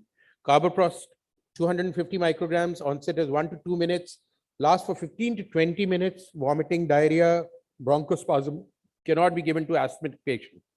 Misoprostol, 800 tablet or 600 rectal. Now we have available 600 in India per rectal or sublingual. Carbitocin 100, but remember carbitocin is used only for prevention and not for management. So we use the most important thing which your labor room should be known well versed is that not a single laboring woman should be put a pink intracath. The first intracath on admission should be green or gray in high-risk pregnancies. Because if PPH happens, a pink intracath will allow only 54 ml per minute fluid to go in. We need to replace fluid very rapidly, so we need a green or a gray. So no laboring woman should have a pink intracath put into them. That is again a rule which have to be followed. The other things available should in the labor room, airways, oxygen.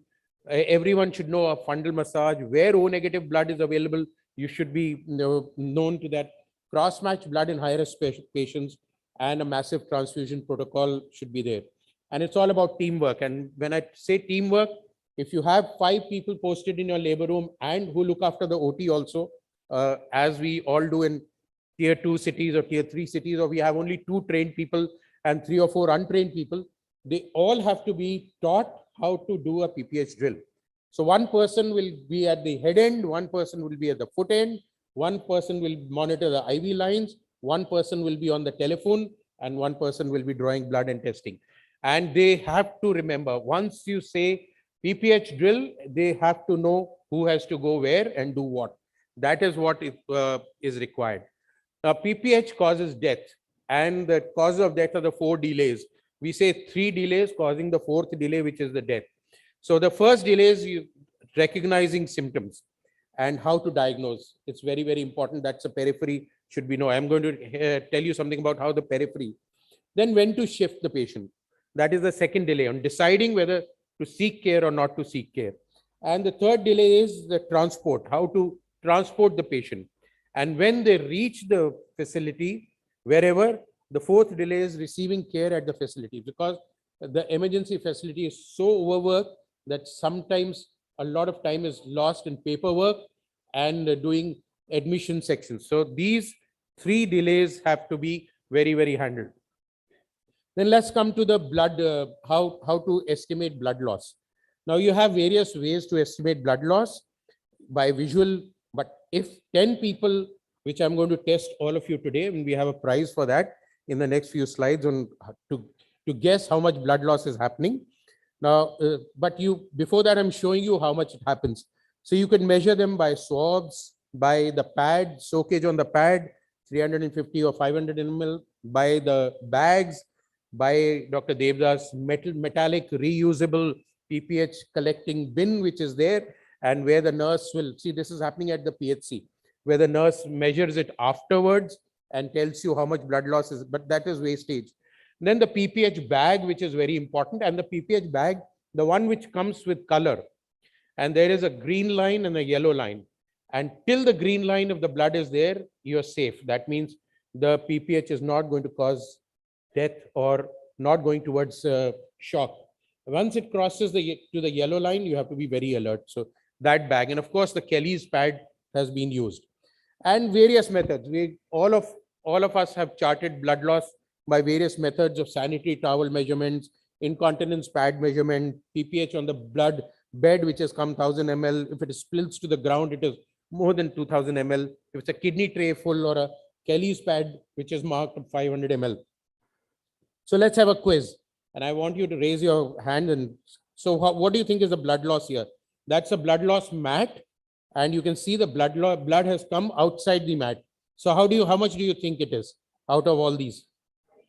So 500 ml. This is 2000. The patient is dead if you say 500.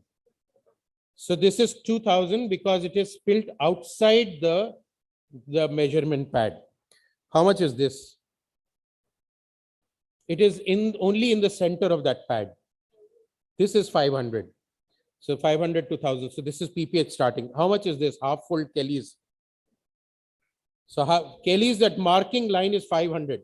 So it is less than 500 or 0. So this is not ppH. How much is this? Again, it has come out a little bit out of the mat. So this is 1500 to 2000. And how much is this when it's come out lots outside? So this is 2500, and this is a very dangerous. So this is how you have to teach your staff on measuring or estimating blood loss. Then they have to estimate whether the patient is going to shock or not.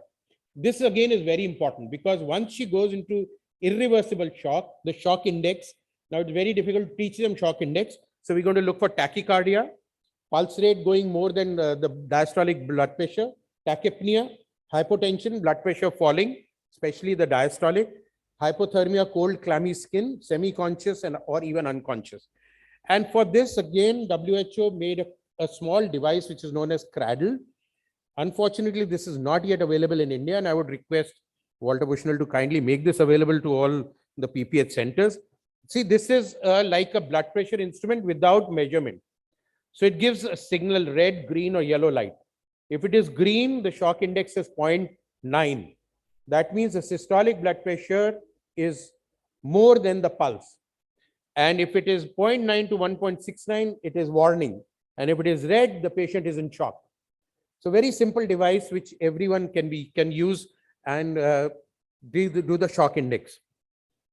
Now, this is what your team has to follow, because you've gone home, patient has.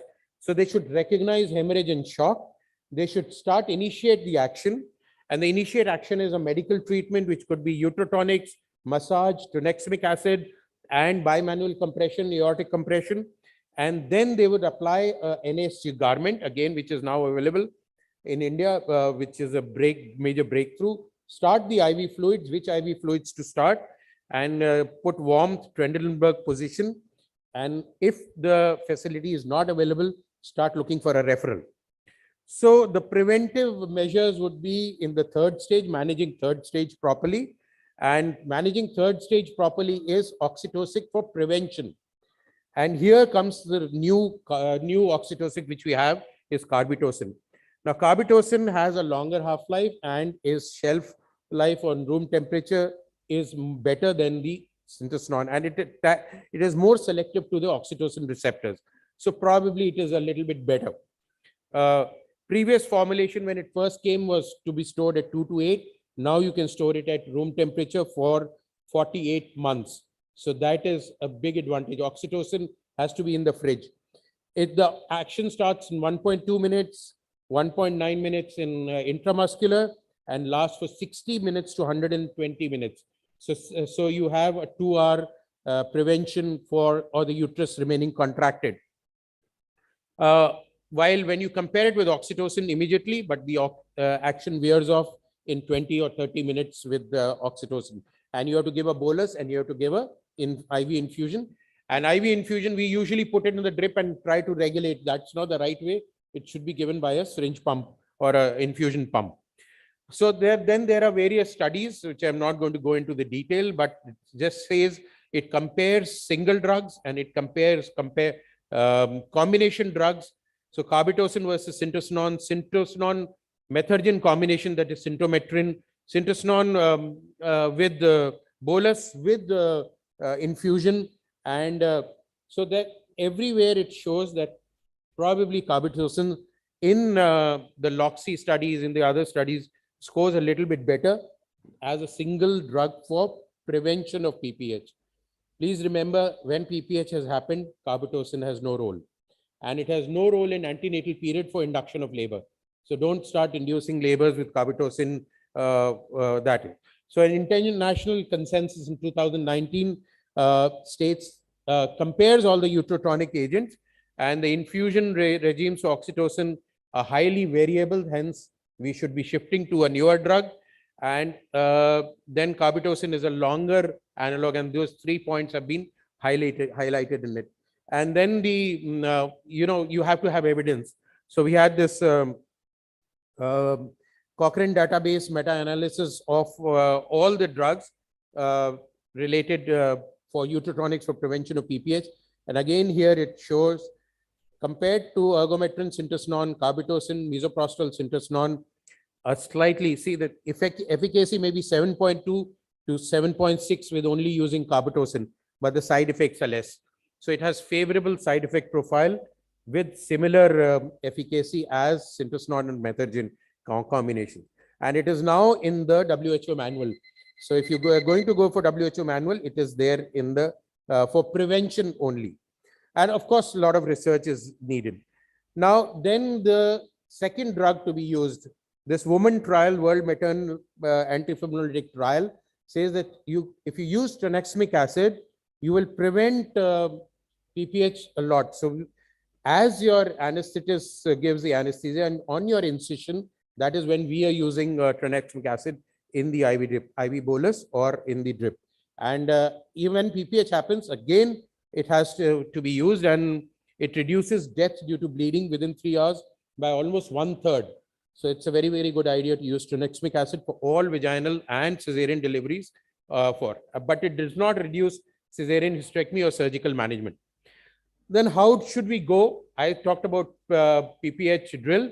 We have a E-motive. E-motive is early detection, massage the uterus, give an oxytocin, give tranexamic acid, start an IV fluid, and then examine for tissue trauma and treat the refractory PH. And this has to be done in 1 hour. If the patient goes into the red light of your cradle, then it's... So this is the PPH kit we are saying, which everyone should have, including alcohol, including swabs, including Foley's, everything which is needed should be there in your labor room in a kit. And you follow the protocol: general management, directed management, and use of oxytocin. And this chart is available on Foxy website. It's a Foxy chart, 2018, Dr. Jaydeep's presidentship. Along with SAFOG, we came out with this chart. When you're shouting for help, again, all obstetric units, wherever you are, should have this NSG garment. Now, this can be immediately put. It shuts off the blood supply from the lower half to the brain. Increasing blood pressure and then so the cardiac output, cardiac load would be improved. So this can save a patient from shock. So this garment is there. Then we massage, we give medication. Medication, you note that there is no carbetocin in the medication. You should massage aortic component, balloon, Bakary balloon if you have, is expensive. Make your own balloon. The Chhattisgarh balloon of India, the condom balloon, the glove, inflated glove, 500 ml in the uterus with a Foley's catheter in it. All this does not work. Lastly, we come to the surgical management. And again, we have a wonderful surgical management cannula by Dr. Panekar. And this, you apply suction and the uterus sucks over the cannula and stops the bleeding. So this works well, and this has been shown and proven. It is known as the PPH cannula. Then, of course, you should all be used to, or should learn how to apply brace sutures, compression sutures, and of course, B-link suture, or multiple compression sutures. This can be very simply done if you find B-link is going here and there and difficult for you. Then Dr. Piley's clamp for the uterine artery for vaginal delivery. If PPH is happening, you can put these clamps on the side, and his technique. And then if there is accreta, then we have various triple T surgery for the triple P procedure for accreta, which I'm not going to go into the details. And you have a lot of, then we have the best thing which happened by an Indian is Dr. Mahesh Gupta, COMAC MG, that is compression ligation of the uterine artery with a single suture. And his patent is this technique. And this technique can be used for occluding the uterine artery along with compression during your cesarean section time. So one needle goes here, comes out like that and ties on the side, and the other goes as the, so this is, again, these videos are available on YouTube and can be easily applied. Very simple to learn, very easy technique. Of course, the other surgical methods, internal iliac artery ligation, all of us should be well versed with it, or you should have a surgeon, and various surgical techniques. I'm not going to go into the detail. You can see how we are tying, devascularizing, or closed suture or compression suture or anything. Whatever has to be done, this has to be learned. Anyone who's delivering babies, at least 10 a month, will run to a PPH every month, and they should be well versed with these techniques. So these surgical treatments come into the modern management of PPH. Lastly, we have some unique things which are coming in, and these unique things are a bulb to inflate, tranexamic acid dipped packing, and sponge tamponade, Celox gauze tamponade. These are the modern things. These are not available freely, but these complete the list. And of course, fibrinogen, which is not available freely, but again, this would be a life-saving if the patient is bleeding and has a coagulation defect which is occurring. So expensive, but lifesaver it is. So my take-home message is prevent, treat early rather than do a rescue treatment, and use the heat-stable molecule which is now available along with tranexamic acid. And the treatment, if you have to initiate tranexamic acid, oxytocin, except carbetocin, doesn't work here. Suction tamponade, balloon tamponade, uterine artery clamping. Go for surgical procedure within an hour if the patient is not improving or deteriorating. No woman should die of or lose her fertility due to PPH. And no Taj Mahal has ever been built and should never be built on a woman's death due to PPH. Thank you very much for inviting me here. Thank you, Dr. Malhotra. I think that was an excellent exposition for PPH. Despite all the measures to measure the blood loss, I think it is the visual inspection which is the most important. And I think that triggers the alarm bell. As you have very rightly said, prevention is the most important thing. I think the PPH drills, which keep everybody reminding of what they need to do, call for help. I think it's very important. And now with WhatsApp, it is important for single private practitioners to have a group where they can call their colleagues down immediately to help. Early, then late. I think we must put all these things into practice before she gets into shock. And I think a few weeks back, along with Dr. Tank, I was on the advisory board for recombinant factor 7A, which I think may be something that can be used, very expensive presently, but I think something that will be a game changer in the future. Thank you very much. And thank you to the organizers for having me here. Sir, it was a enthralling, insightful, and fascinating presentation, I must say. You have very well told us about the medical management, about the surgical sutures, the compression sutures, and everything. Sir, one thing I just wanted to say, the role of embolization in this scenario, isn't it? So the role of uterine artery embolization is very much there, and it's very useful before resorting to the hysterectomy. Then I would like to say, sir, here, the molecule of carbetocin is very much useful. You are saying not to prevent not for prevention of PPH, not for management of PPH, but so many times we give our patients the injection carbetocin only after the use of oxytocin. So I just wanted to ask you here, sir, why you are saying so? So it's not yet tested for treatment of PPH. It's only cleared and passed only for prevention of PPH. For treatment, you will use oxytocin, methogen, or misoprostol, or prostadine, or whatever. So it's not yet for, and tranexamic acid, of course. Sir, what is your practical experience? I'm asking. I have not used for treatment because it's not yet. I'm not using carbetocin for treatment. For prevention, we are using it now for all patients. You deliver the head of the baby, give carbetocin IV, slow bolus, that's it, 100. Thank you, sir. Thank you so much. So that was a very excellent deliberation, sir. Very comprehensive one. No women should die of PPH is the dictum. So right from Mumtaz days to Dr. Archana days, our PPH is still there, but still we are also struggling to handle this PPH, especially in small setup as such. But then I think no doctor also should die of PPH because their patient died of PPH. So that is what is the message I think we should all as gynecologists should have, because we are basically a hardcore people because we handle many stresses. As gynecologists, we handle everything, but I think losing our life for a patient is not the norm. So that has to be changed. And then, of course, it's a very interesting presentation, everything you have covered, sir. Regarding carbetocin and oxytocin, there is one point which I heard, like basically when we use carbetocin, we have to use carbetocin as a lone molecule. So when we use it along with oxytocin, the receptors are already depleted by the oxytocin. So carbetocin does not work when we give it after oxytocin. So that is the reason they say it is always prophylactic and not therapeutic for carbetocin. We have to use it as a lone molecule. So only thing is, like other risk factors with with oxytocin is not that much with carbetocin, where we can safely give it even in a case of PAH. Only thing is, in a case of eclampsia and preeclampsia, we have to be very cautious.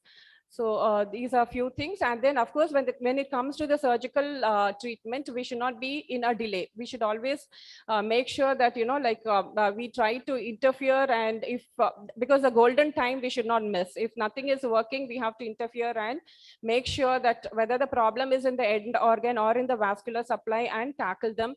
Uterine artery ligation, we are very comfortably able to do it laparoscopically. We go and ligate the uterine artery, but then in the scenario like this, the patient is in shock, everyone is in real jitter, so we cannot think of anything else but just open up and find out what exactly is the cause and tackle. So these are the few things I wanted to add, sir. Thank you so much for the opportunity. Thank you, organizers, for making part of this prestigious conference. Dr. Naren sir, as always, wonderful talk. But I would like to share my experiences, especially from this platform. I would like to thank Dr. Jaideep Tang, because as a chairperson of Safe Motherhood Committee, we conducted n number of PPH workshops, not only in our country, but also Nepal and Sri Lanka. And I will share my data with you all, because we have more than 2,500 healthcare workers data and almost 1,000 clinicians data with us, and we are going to publish it maybe in the Journal of Obs and Gynae. Few things that I want to specify here is on ground realities, the definition of PPH, because we have collaborated with n number of international organizations to work on PPH, and FIGO is one of the very reputed organizations where Foxy has worked with. The definition has changed totally. It's the amount of blood loss that has a potential to deteriorate the general condition of the patient should be labeled as PPH. So now the amount should be not be criteria, it should be only be the criteria when the hemoglobin is more than 11 gram. The second thing is what we are emphasizing is not the golden hour. Now we don't want to wait till 1 hour for the patient to stabilize. Let us bring down to maybe 15 or 20 minutes, because 1 hour is too long a time to manage any patient. The third thing is that I want to emphasize is PPH boxes we used to teach. Now we have shifted to PPH corner, where we have the PPH box, also the charts and also the NSGs. And we ensure that PPH corner is there at the triage area, labor room, OTs, and the postnatal ward. So this is what we have done in district hospitals, CSCs, and where we had this FIGO project in Uttar Pradesh. The third one is, the fourth point is that we are now shifting and training the ORRTs, that is Obstetric Rapid Response Team, in all the facilities, and every facility should have that. So we have conducted hands-on training to small societies like Kashipur Society. Dr. Sonam is sitting here. We did trainings in Trichy also. Dr. T. Ramani Devi is here. And we have the excellent data of PPH of our country. The third one is now we are shifted. The last point that I want to emphasize is now we should not talk about the drills. We should talk about the simulation exercises. keep on changing the situations of the patient. Like now the patient is now managed by this. Now next, what is next? What is next? And this is how the healthcare workers learn. And the last point that I want to really emphasize is that we have implemented FIGO bundle approach. And I think this is very acceptable and doable in a country like us, where it is a stepwise approach for the management of PPH. So, and then regarding the role of tranexamic acid, Women's 2 trial is still pending, where there is I think maybe it will be out in the next year or so. So that is the role of tranexamic acid as a prophylaxis in anemic patients in management in prevention of PPH. So that's all my comments are. And thank you so much, sir. And it's an honor to share advice with leaders like you. Thank you so much. Learned a lot from you today. Thank you.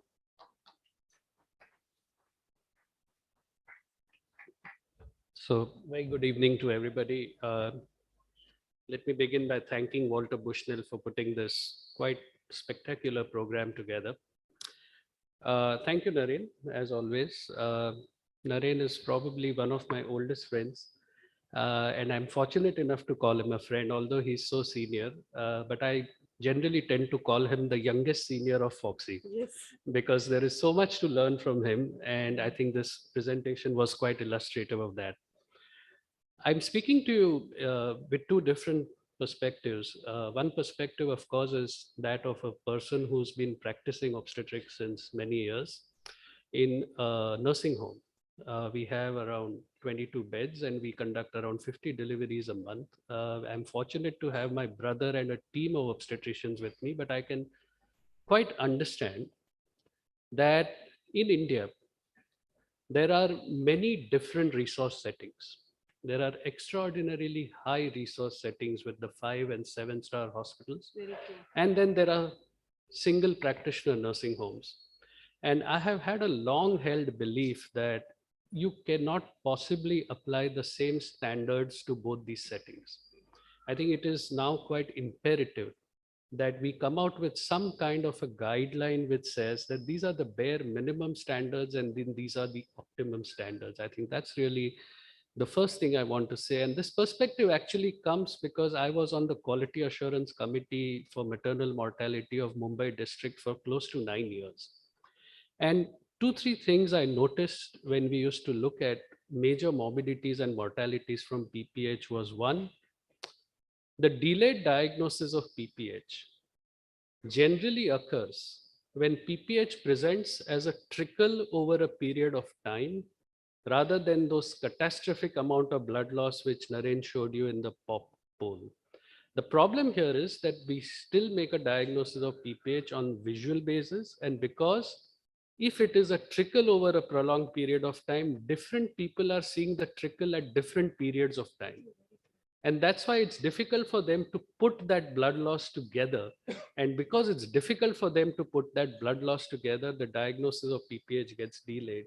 You will see that the large majority of morbid PPHs are actually someone who's delivered in the afternoon, and then when you're going back home at 7 in the night, you get a call saying that this patient is collapsed or the patient has had a low BP and so on and so forth.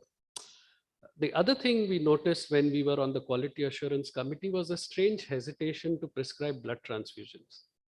It is my long held belief that if you think that the patient needs blood, she needs blood. Don't second guess yourself.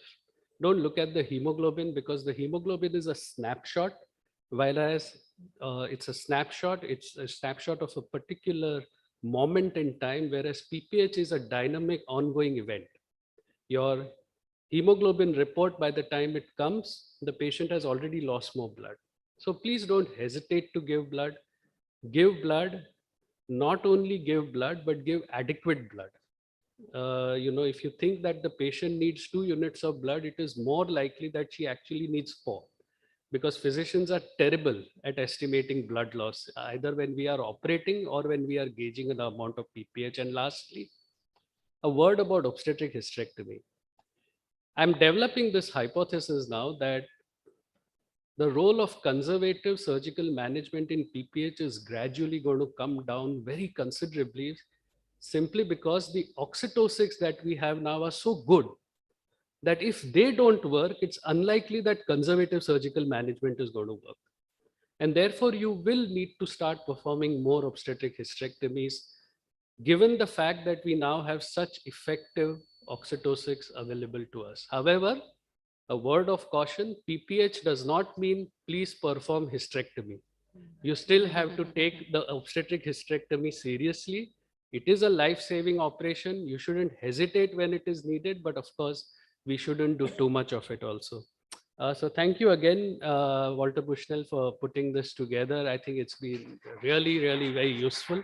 And thank you again, Naren, and I'm delighted to be here. Thank you. One word about, you mentioned about embolization. Now, we don't have embolization facilities, interventional radiologists everywhere. 2-tier cities hardly have. We are the first one in Agra to have start one. And then you have to do an embolization before. You cannot do it when PPH is happening in the labor room, because you cannot take the patient to the CT room or the interventional radiology room. So in placenta accretas and all, yes, you can get them catheterized. And when you were performing a cesarean, then do the embolization at that time and then perform a cesarean. But for a treatment embolization, it will be there for prevention. I think embolization should be done prior to uterine artery ligation. So that is, you have to do it before you're doing Yeah, before she's delivering. Yes, sir. You can, once she's delivered having PPH, you cannot embolize her. Yeah.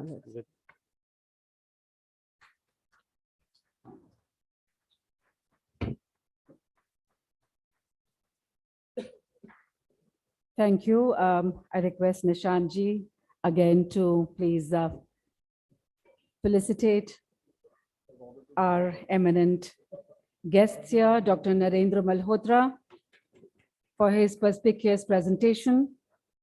Our esteemed chairs, Dr. Jaideep Tang,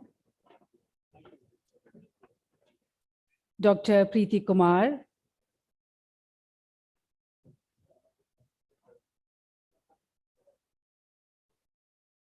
Dr. Amit Patki,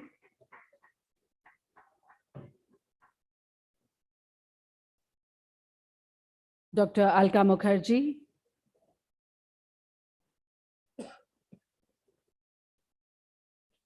and Dr. Mala Raj.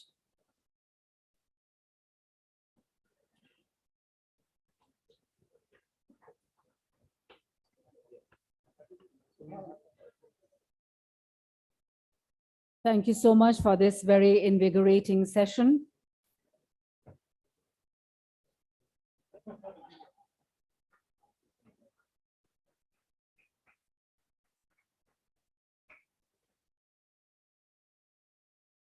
Thank you once again. Thank you. And now it's time to begin our last scientific session of the evening, induction of labor, what, when, and how.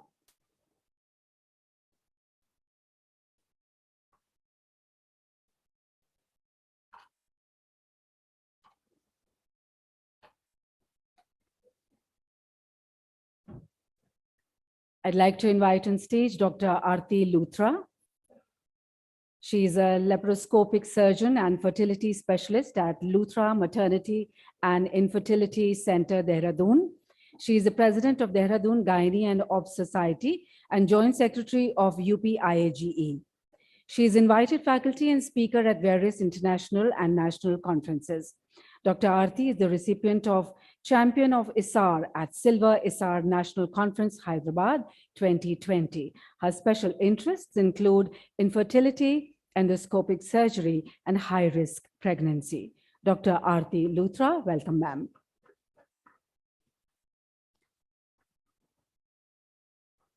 Dr. Vidya Pancholia is joining us next, is a senior obstetrician and gynecologist of Indore with specialization in aesthetic surgery and gynecological laser from Europe. She's running state-of-the-art clinic V-Care Laser Center, the first of its kind in India using erbium YAG laser.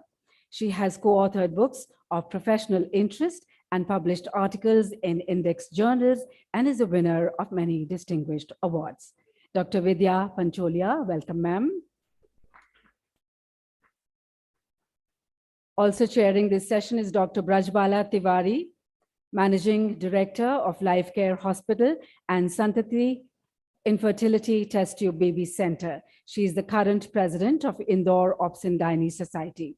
She has organized many live surgical workshops and is the faculty in national and international conferences. Welcome, ma'am.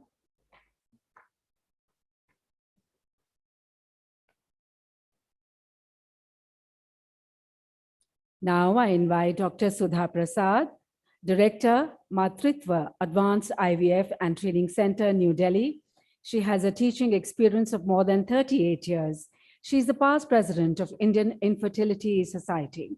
She has more than 65 national and international publications and many chapters in various books and is also an honorable awardee of many prestigious awards. Welcome, ma'am.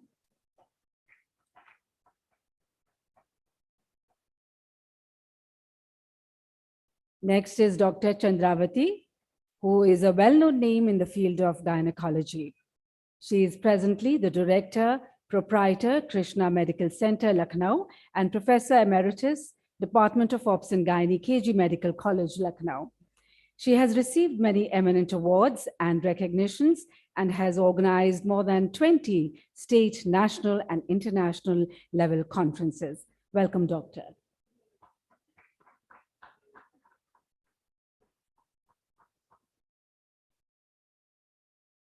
And now, last but not the least, the speaker of the session, Dr. J.B. Sharma. He is professor in the Department of Obs and Gynae, All India Institute of Medical Sciences, New Delhi. Dr. J.B. Sharma has 300 publications in indexed and non-indexed journals, including 150 in peer-reviewed indexed international and national journals. He has presented over 200 papers in various conferences and has also chaired many sessions. Welcome, sir. He has also received Foxy Late Professor Kutty Lifetime Achievement Award in 64th AICOG 2022 Indore, as well as the Dr. T.C. Anand Kumar Memorial Oration Gold Medal Award presented in ISS RF 2022. I now request Dr. J.B. Sharma to begin the session, Induction of Labor, What, When, and How. Yeah, thank you very much. At the outset, I thank Sushma Barlia ma'am and the team for this, and respected chairperson. They have been my teacher, Dr. Sudha Prasad, thank you, ma'am, and all others. Dr. Chandravati has been teacher of teachers. So my talk will be, I mean, after the lectures of such stalwarts, my lecture will be more simpler. Okay, but it's very important also. I mean, induction of labor, what, when, and how. And as an obstetrician, we all know that how induction of labor is important. For the postgraduate, if they are there, basically we induction of labor term we use when we start initiation of labor, as compared to augmentation of labor when patient is already in labor, but we augment it. That is the difference. I mean, and in while like induction means when she is not in labor, so everything we are doing from very beginning, and almost 10% patients require it. So basically, when and why to induce, but it's important that we don't just like we don't abuse the induction of labor, because then cesarean section rate rises and other complications arise. So when the risk of continuation of pregnancy either to the mother or to the fetus is more, then induction is indicated. Or before induction, one must ensure the gestation age. It is very important. Quite often we may end up in doing preterm delivery, but if that is the wrong this thing. Luckily now we are dependent on ultrasound, especially the first trimester ultrasound is most accurate. So you have to have the basically gestation of every single patient before we induce labor, and really preterm induction may have to be done. Of course, that's for the indication like pre-eclampsia, etc. So these are just guidelines of pre-induction assessment of these are comparisons. So don't go into all the details. I'll restrict more to Foxy, but because they are like similar to each other. So grossly, we have to consult the patient, and we need to do indication of induction of labor. By I take Foxy into more consideration. Risk and benefits of induction of labor, method of induction, advantage, disadvantage. We have to take all these consideration. Pain relief is very, very important. And option available if unsuccessful induction of labor or refusing. And then do we need to do electronic equipment is to be used wherever possible, and especially duration of labor, and all we need to consider the needs and preference of the patients also. So same thing is going on basically. We have to assess the, assess and document cervical status by biceps scoring, which we'll be discussing, and then review maternal history, consider indication and rule out contraindications. Reliable estimation of gestation is very, very crucial from the first trimester scan. And we have to record the maternal vital signs, abdominal palpation finding, assess the cervical status by biceps score, which we'll be doing. And this is so elective induction of labor. Basically, I already said, is the initiation of labor at term pregnancy without any acceptable medical or obstetric indication. So this is important because like in UK, I was there. So before 41 weeks, sometimes they even take up to 42 weeks. But there have been some studies done in UK or Indian patients that our Indian patients, fetuses, they mature early. So 39 weeker Indian fetus will behave like a 40 weeker of UK baby. So if we delay about 41 to 42 weeks, we have sometime intermittent deaths. So as a general principle, we don't let the patient go beyond 40 weeks in India. In AIMS also, we are not, we don't usually let anyone go beyond 40 weeks, while in UK it was 41 to 42 weeks. So that should be because our fetuses mature early. I mean, like we Indians, we find our own ways. So it is done for the convenience of the patient, obstetrician or the hospital sometimes, unless for a selective patient, the social indications should not be recommended. Don't say that, on sometimes religious reason, they say this, time, muhurat, etc. We should not encourage that. And major risks will be basically iatrogenic prematurity and increased cesarean delivery for failed induction. So because once you induce the patient, then there is no way back. No, you have to go ahead, and the patient doesn't deliver, then we end up in doing more cesarean section. So these are the indications for induction of labor. That means pre-eclampsia, eclampsia, hypertensive disorder is the single most important indication. Maternal medical condition complications like, others, diabetes, intrahepatic cholestasis, etc. Diabetes mellitus, chronic renal disease, cholestasis of pregnancy is becoming very important. Sometimes 8 to 10% cases are coming post-maturity. So that we in India, we don't go beyond 40 weeks.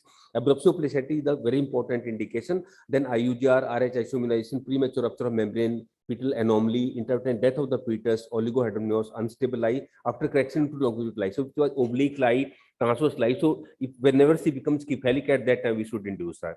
So these are the comparison of guideline indication of maternal indication. So so this is important, that what is the practice at your hospital. That's what I tell my PG, and when I did my MRCOG examination. So the PG should have answer, like for pre-eclampsia, the induction of labor should be done at about 37 to 38 weeks, but that will depend on the severity. If she has got gestational hypertension only, then you can take up to 38 to 39 weeks also. But if she is severe pre-eclampsia anytime, then you have to do it. Of course, even less than 34 weeks sometimes. Diabetes is very crucial. If she is well controlled and she is only on diet, then you can take even up to 39 to 40 weeks. But if she is on oral hypoglycemic agent, then 38 weeks, and on insulin, usually 38 weeks if she is well controlled, but not controlled, then may have to be earlier. So we have to have, I won't go into detail of every single indication. Similarly, obstetric cholestasis becoming a very important indication. We have seen IUD in these patients. So we are doing induction now 37 to 38 weeks. It used to be 38 to 39 it's reduced. And if the biochemical abnormalities are more than, like I had a patient, daughter of a member parliament, her bile acid were 110. So induced her at 36 to 37 weeks. So now it has gone down because sometimes there can be intermittent death in these patients. Postpartum pregnancy, proxy, because we don't let anyone go beyond 40 weeks. And premature rupture of membrane, usually at 37 weeks of gestation we do. And fetal growth restriction, basically indication of that again, for that we tend to do Doppler studies. Otherwise, we induce them at 37 to 38 weeks. But if the Doppler is abnormal, then we, after 34 weeks, if there is absent end diastolic flow anytime, and before 34 weeks, if they have reversal of end diastolic flow, then before 34 weeks, anytime we have to do it. Intrauterine fetal death, you can wait for like 1 to 2 days, but usually the patient becomes upset and we have to induce her with the prostaglandin gel or oxytocin. We will discuss that. But you can wait up to 48 hours unless the patient go to DIC. Twin pregnancy, usually at 38 weeks or so. And other indication like PPRM, after 34 weeks, we'll immediately deliver her. And magnesium sulfate is given if she is less than 32 weeks. Previous cesarean section, favorable cervix, we can do oxytocin amniotomy, and unfavorable cervix, we can do mechanical method.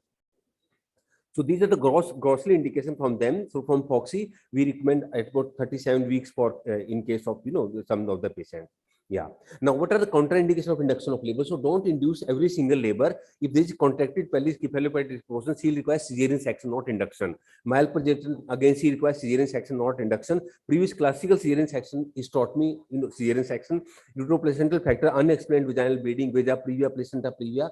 These are the patient where cesarean section is indicated, otherwise there will be intermittent fetal death. Epigenital herpes infection, if you try to do vaginal delivery, the baby neonate will have the disease, so we do cesarean section.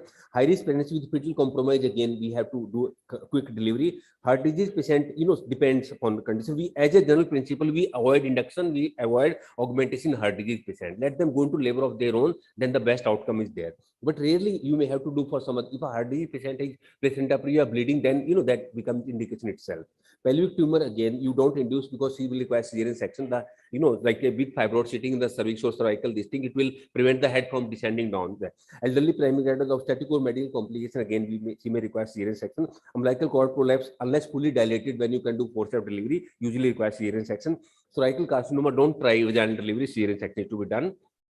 These are the dangers of induction of labor. So maternal upset can be there when there is induction failure and cesarean section is done. So invariably, when you start induction of labor, cesarean section rate may increase, and then tendency of prolonged labor due to abnormal uterine action, increase risk, need of analgesia, increase operative interference, increase morbidity, and in fetus prematurity, iatrogenic hypoxia, prolonged labor, operative interference are more common.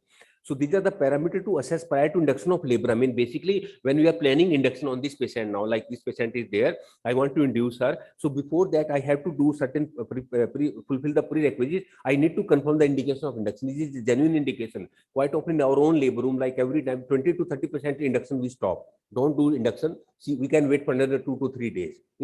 Like exclude contraindication of induction. That she doesn't require induction, she requires cesarean section. Assess Bishop score. If it's more than 6, it's favorable, chances will be better. Perform clinical perimetry for education, otherwise cesarean may be needed. Educate counseling about the risk benefit alternative are to be done. Ensure gestational age, estimate fetal weight, ensure fetal lung maturation, ensure fetal presentation and lie, confirm fetal well-being. Because if anything is not there, like transverse lie and all, then we don't induce, we will do cesarean section for her. Now, these are the predictive factors for successful induction of labor. Period of gestation, if she is near term or post term, then better success will be there. Pre-induction score, if it is more than 6, is favorable. Sensitivity of the uterus, cervical ripening, presence of fetal fibrinogen, we don't normally do it, and other positive factor. So we will know that this patient will be successful. So now, please avoid unnecessary induction. When you are very judiciously found that this patient requires induction, now you have to see what methods I need to do for her. So pharmacological, non-pharmacological, usually pharmacological prostaglandins are the drug of choice these days. Dinoprostanol, prostaglandin E2 gel, Serviprime or whatever is available, is the single most important agent being used in the practice. Misoprostol PG1, Foxy doesn't recommend, and we are not using it for induction. And these progesterone receptors, etc., are not. Oxytocin, of course, was very popular in the past, but now it has been taken over by prostaglandin. The non-pharmacological stripping the membrane we often do in the OPD practice, amniotomy, mechanical dilator, and transcervical balloon catheter. So before any cervical lightening or before any induction of labor, we need to do Bishop score. So all of you are aware of the Bishop score. So usually we take cervical dilatation, effacement, consistency, position, fetal head position, and usually a Bishop score of 6 or more is favorable, where you can even do like amniotomy for this patient. If Bishop is poor, like 2 to 3, but patient needs induction, like she says, severe preeclampsia, I need to induce her. So in that case, the indication will be then prostaglandin gel will be useful. So most commonly we are used, like at AIMS, we are using prostaglandin E2 gel very often. So it's a 0.5 milligram gel available with the tip. So we put it in the vagina and the cervix, and we repeat it every 6 hourly. We go up to 3 to 4 doses. The beauty of this is that patient can be ambulatory. She can go to washroom, she can eat or drink. She looks like a normal patient. And then we can, after giving 3 to 4 days, we can give her overnight rest also, if the indication not absolute. So you can give a rest, which will not be possible in case if you do amniotomy or oxytocin drip. It's very safe. Misoprostol can be used, but not 25 microgram every 4 hourly, but not very commonly indicated these days. Oxytocin was very popular in the olden days, but when you start oxytocin, there is no coming back. You have to go ahead, and it will work more if the membranes are ruptured. It will work more if the cervix is more than 3 to 4 centimeters dilated, or Bishop is more than 6. If it's very unfavorable, long closed cervix, then oxytocin will have to give for many hours and all, and then the risk of excessive fluid accumulation to the patient. Mifepristone, there just to mention the dose. So grossly, we are using either oxytocin or prostaglandin gel, especially this even E2 gel, which is costly. Even is misoprostol not very popularly used. So we are using this Cerviprime or PG-E2 gel, I mean, every 6 hourly, and can be used even for unripe cervix. And when the cervix becomes ripe, then we can combine also. Later on, we can do amniotomy on these patients. So whenever cervix is about 3 centimeter dilated, we can do amniotomy, and after that we can continue oxytocin drip. So usually we use the combined method these days. Like, okay, so and amniotomy is high success rate, and we need to we can also have a look at the amniotic fluid color, blood or meconium. That itself can be an indication of doing cesarean section if there is this thing.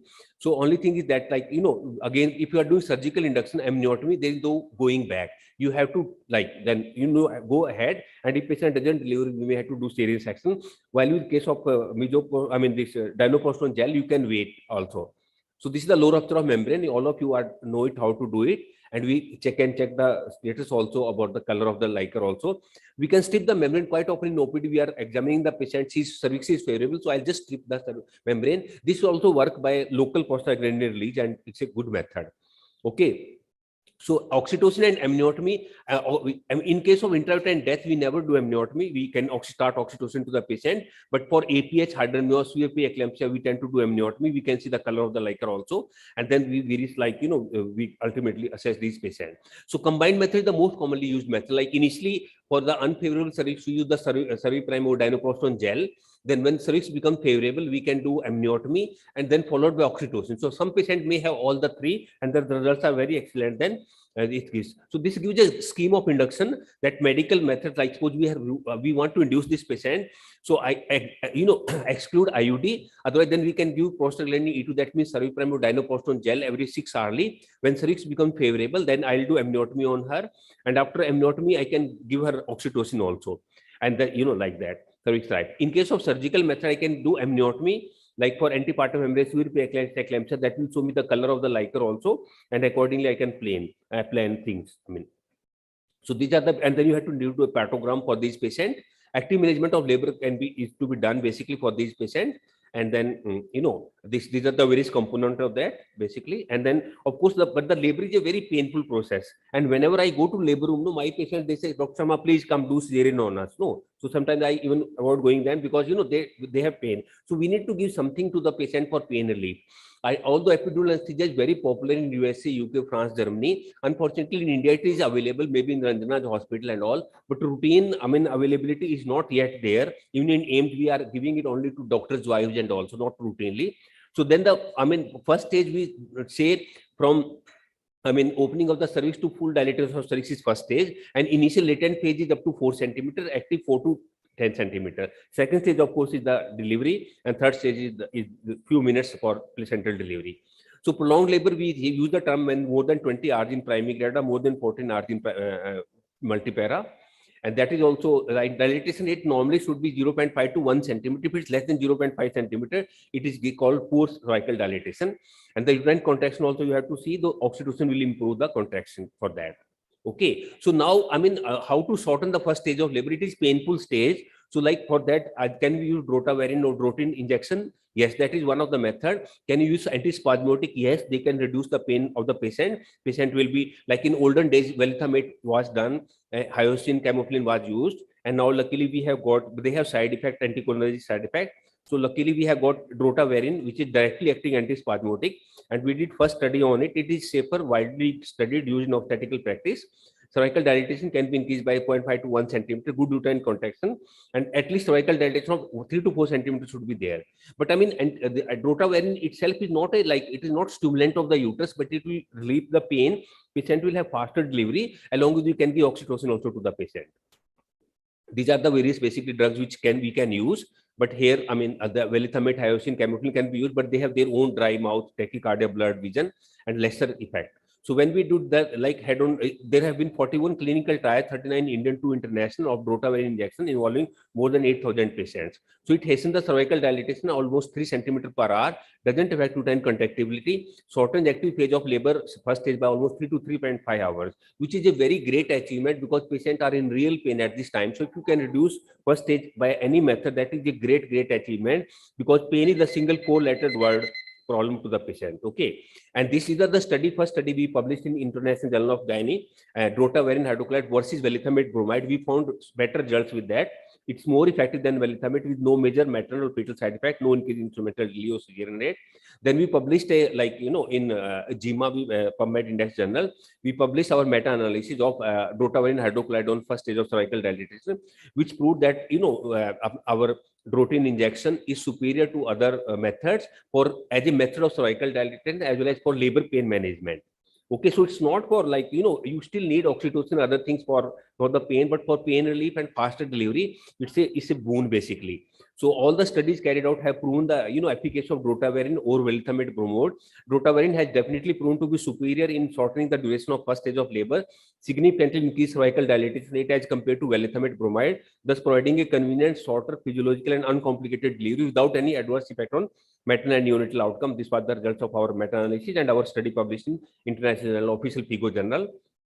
So this is how superiority of Drotavarin over velethamate. The dilatation of cervix is almost 3 centimeters as compared to 2 in velethamate. Maternal fetal side effects are absent. Then they be there in the incidence of cervical tear is less. Reduction in first stage of labor is 3 to 3.5 hours as compared to 2.5 with velethamate. Number of injections required is also less. Injection in delivery interval is faster, and Apgar score was good basically. I mean, so summary of WHO guideline doesn't recommend, you know, counseling of patient is to be done before assessment. So avoid unnecessary induction, be judicious in induction. It should be judicious indication. Confirm the maturity of the fetus from the first trimester scan, do Bishop score, and then depending on the Bishop score, we can plan, like, you know, usually the prostaglandin gel is given, you know, this sort of, and then followed by, we can give oxytocin, we can do amniotomy in these patients, and for pain relief, we need to give Drotin injection to these patients and this thing. So this is the basically why we are offering induction of labor, when, how, where. Pain relief is very, very important. Risk and benefit of IUL, option for failed IUL. Many patients, I mean, basically end up in asking for cesarean section, or we end up in doing cesarean section. This patient could not tolerate pain. So if we can control her pain, that will be a great achievement. This is the ACOG guideline also. Even for intrauterine fetal death, I mean, we have to induce the labor. Again, patient will have pain, so we have to do that. So it basically, the Bishop score can also be done. In case of preeclampsia, like, you have to induce that 37 to 38 weeks. RCOG says that about 39 to 40 weeks to prevent late stillbirth. Okay. So these are the concluding remarks. Induction of labor should be means initiation of uterine contraction. Augmentation is stimulation of uterine contraction. When it should be done, when benefits of delivery are better to the mother and the fetus. And avoid contraindication. And, you know, Bishop score should be more than 6. Otherwise, use the prostaglandin gel these patients. And method of induction we have already done. And use active management of labor, partogram, antispasmodic Drotin injection. Drotavarin is superior. It's a non-anticholinergic antispasmodic, devoid of anticholinergic side effects, superior in efficacy and safety profile. So thank you very much. Thank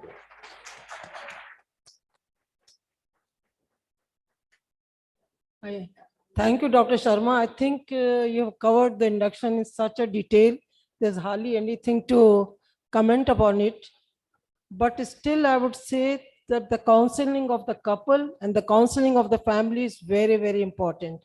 They should be prepared to undergo that prolonged period of induction, because otherwise every 2 hours, every 1 hour, the family would be running to you.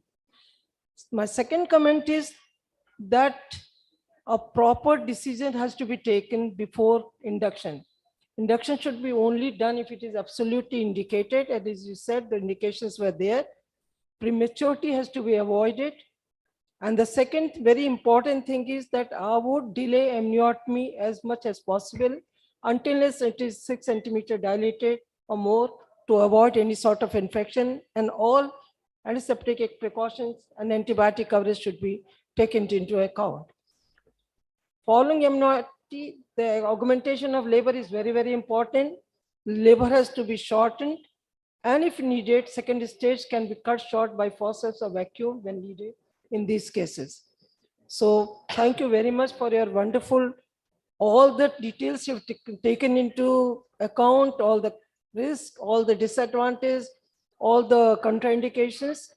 And of course, when needed, induction is one of the most important method to avoid unnecessary cesarean section in pregnant women. Thank you. Thank you, Dr. JB, for an excellent talk, and the big chapter of induction of labor you have just concluded in try to conclude in a 20 minutes. It is a big 17 minutes. It was a great talk, and you have included all the indication. Of course, the medical disorder, the inner heart disease, we never induce. We try not to induce labor unless otherwise, because we feel that the heart disease patient are having a very soft tissue, and it is already bishops becomes very good, and patient go in a spontaneous labor. And I remember, now I am retired, of course, and I remember the MAMC days. The 40 patient in the morning at 9 o'clock are for the induction, and the labor room staff used to put the head down. That, my goodness, how indication is must. Indication is must. It's not like this that you push the patient to the labor room and the labor room staff will see and let them deliver, as the government hospital are overloaded and their wards are overloaded. So this is very much important. And in MAMC, I have seen with a simple Foley's catheter, if you induce, put a Foley's catheter with the good 40 ml of saline and put a pressure, it gives a slow and very, not very aggressive and slow dilatation of the cervix. And later you induce with the oxytocin drip and it goes very well. So these are the indication which must one. And if, of course, if as madam said about the counseling, in a 40 patient, you can't counsel the patient. That is the worst part, that you patient's relative is coming repeatedly and you are saying, okay, everything is fine, just relax. Relax since how long? Once the patient induction has been started, then it has to be finished. The patient has to deliver. After induction, the patient should not go back to the ward. This is very much important. So this is the indication where we should try to see each and every indication, whether it is indicated or not, how much is the gestation, how much is the bishop, and then only we should try to induce. Very well spoken, Dr. JB. Thank you very much. Thank you, Team Walter Bushnell, for giving me an opportunity, and excellent deliberation, sir, as usual.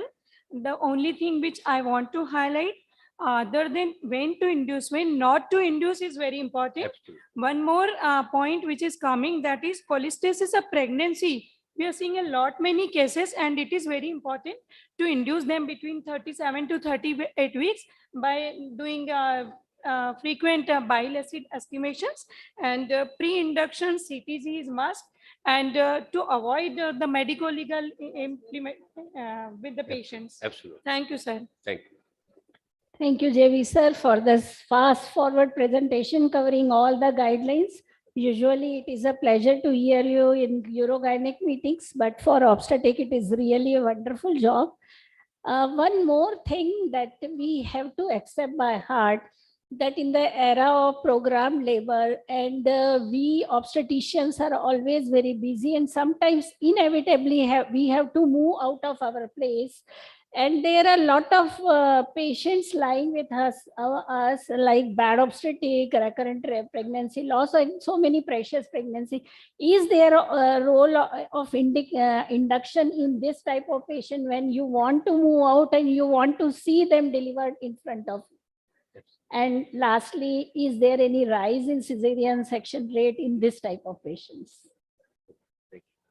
Thank you, Dr. JB Sharma, sir. Thank you. It's an honor to be sharing the stage with dear Chandravati ma'am, Dr. Sudha Prasad ma'am, Dr. JB sir, and the memories of MAMC days, as discussed with Dr. Sudha ma'am, and Dr. Ashok Kumar is here. He used to be the in charge of labor room cases, and in a line doing PVs, putting gels and doing timely ARMs. I think the proper selection of cases is very important. Good bishop score will help us in getting a successful outcome, and we must keep in mind that we have to avoid unnecessary cesarean sections because of failed inductions if we don't select the patients properly. Thank you, sir. It's an always a pleasure to hear to your excellent lectures, Yeah, sir. Thank yeah. you. Thank you very much, esteemed chairperson, for your nice comments. I think everything has been covered. So I totally agree with ma'ams and all that judicious indication is absolutely must. And in the labor room, every day, actually 2 to 3 induction we postpone. That she doesn't need induction of labor today, and that you can reduce the incidence of cesarean section. So judicious indication should be there. But at the same time, I mean, a judicious must be done. Otherwise, we can have intermittent death also. So that is also important. Don't send patient home if they had come. We had a patient like she came with decreased fetal movements and all. Now they did CTG, it was fine. She was sent home, and 2 days later she came with intermittent death. So both ways, I mean, we have to be very judicious. Thank you. Thank you, Dr. Barlia, for calling us and inviting us for this session. Thank you so much. Thank you, sir. Thank you so much. May I request once again Mr. Nishant Barliaji to present mementos to all our esteemed panel. We begin with Dr. J.B. Sharma.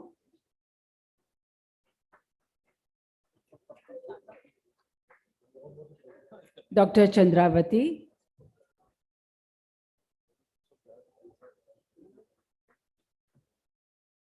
Dr. Sudha Prasad.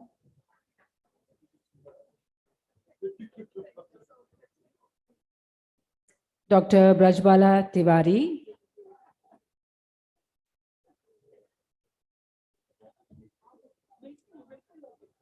Dr. Vidya.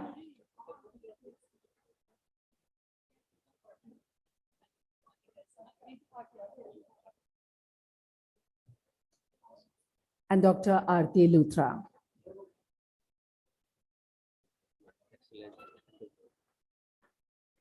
Let's have a group photograph with our esteemed chairs and speaker.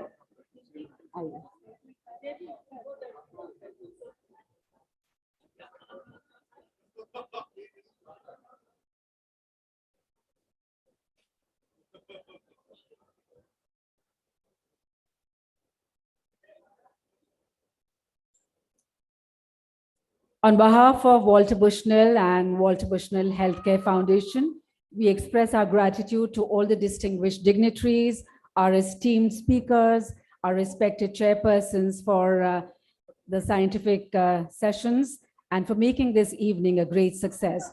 Thanks to Madam Sushma Paul Barlia, Mr. Nishant Barlia, and Mr. Aditya Barlia for their kind presence. And we shall all meet tomorrow morning at 10 a.m.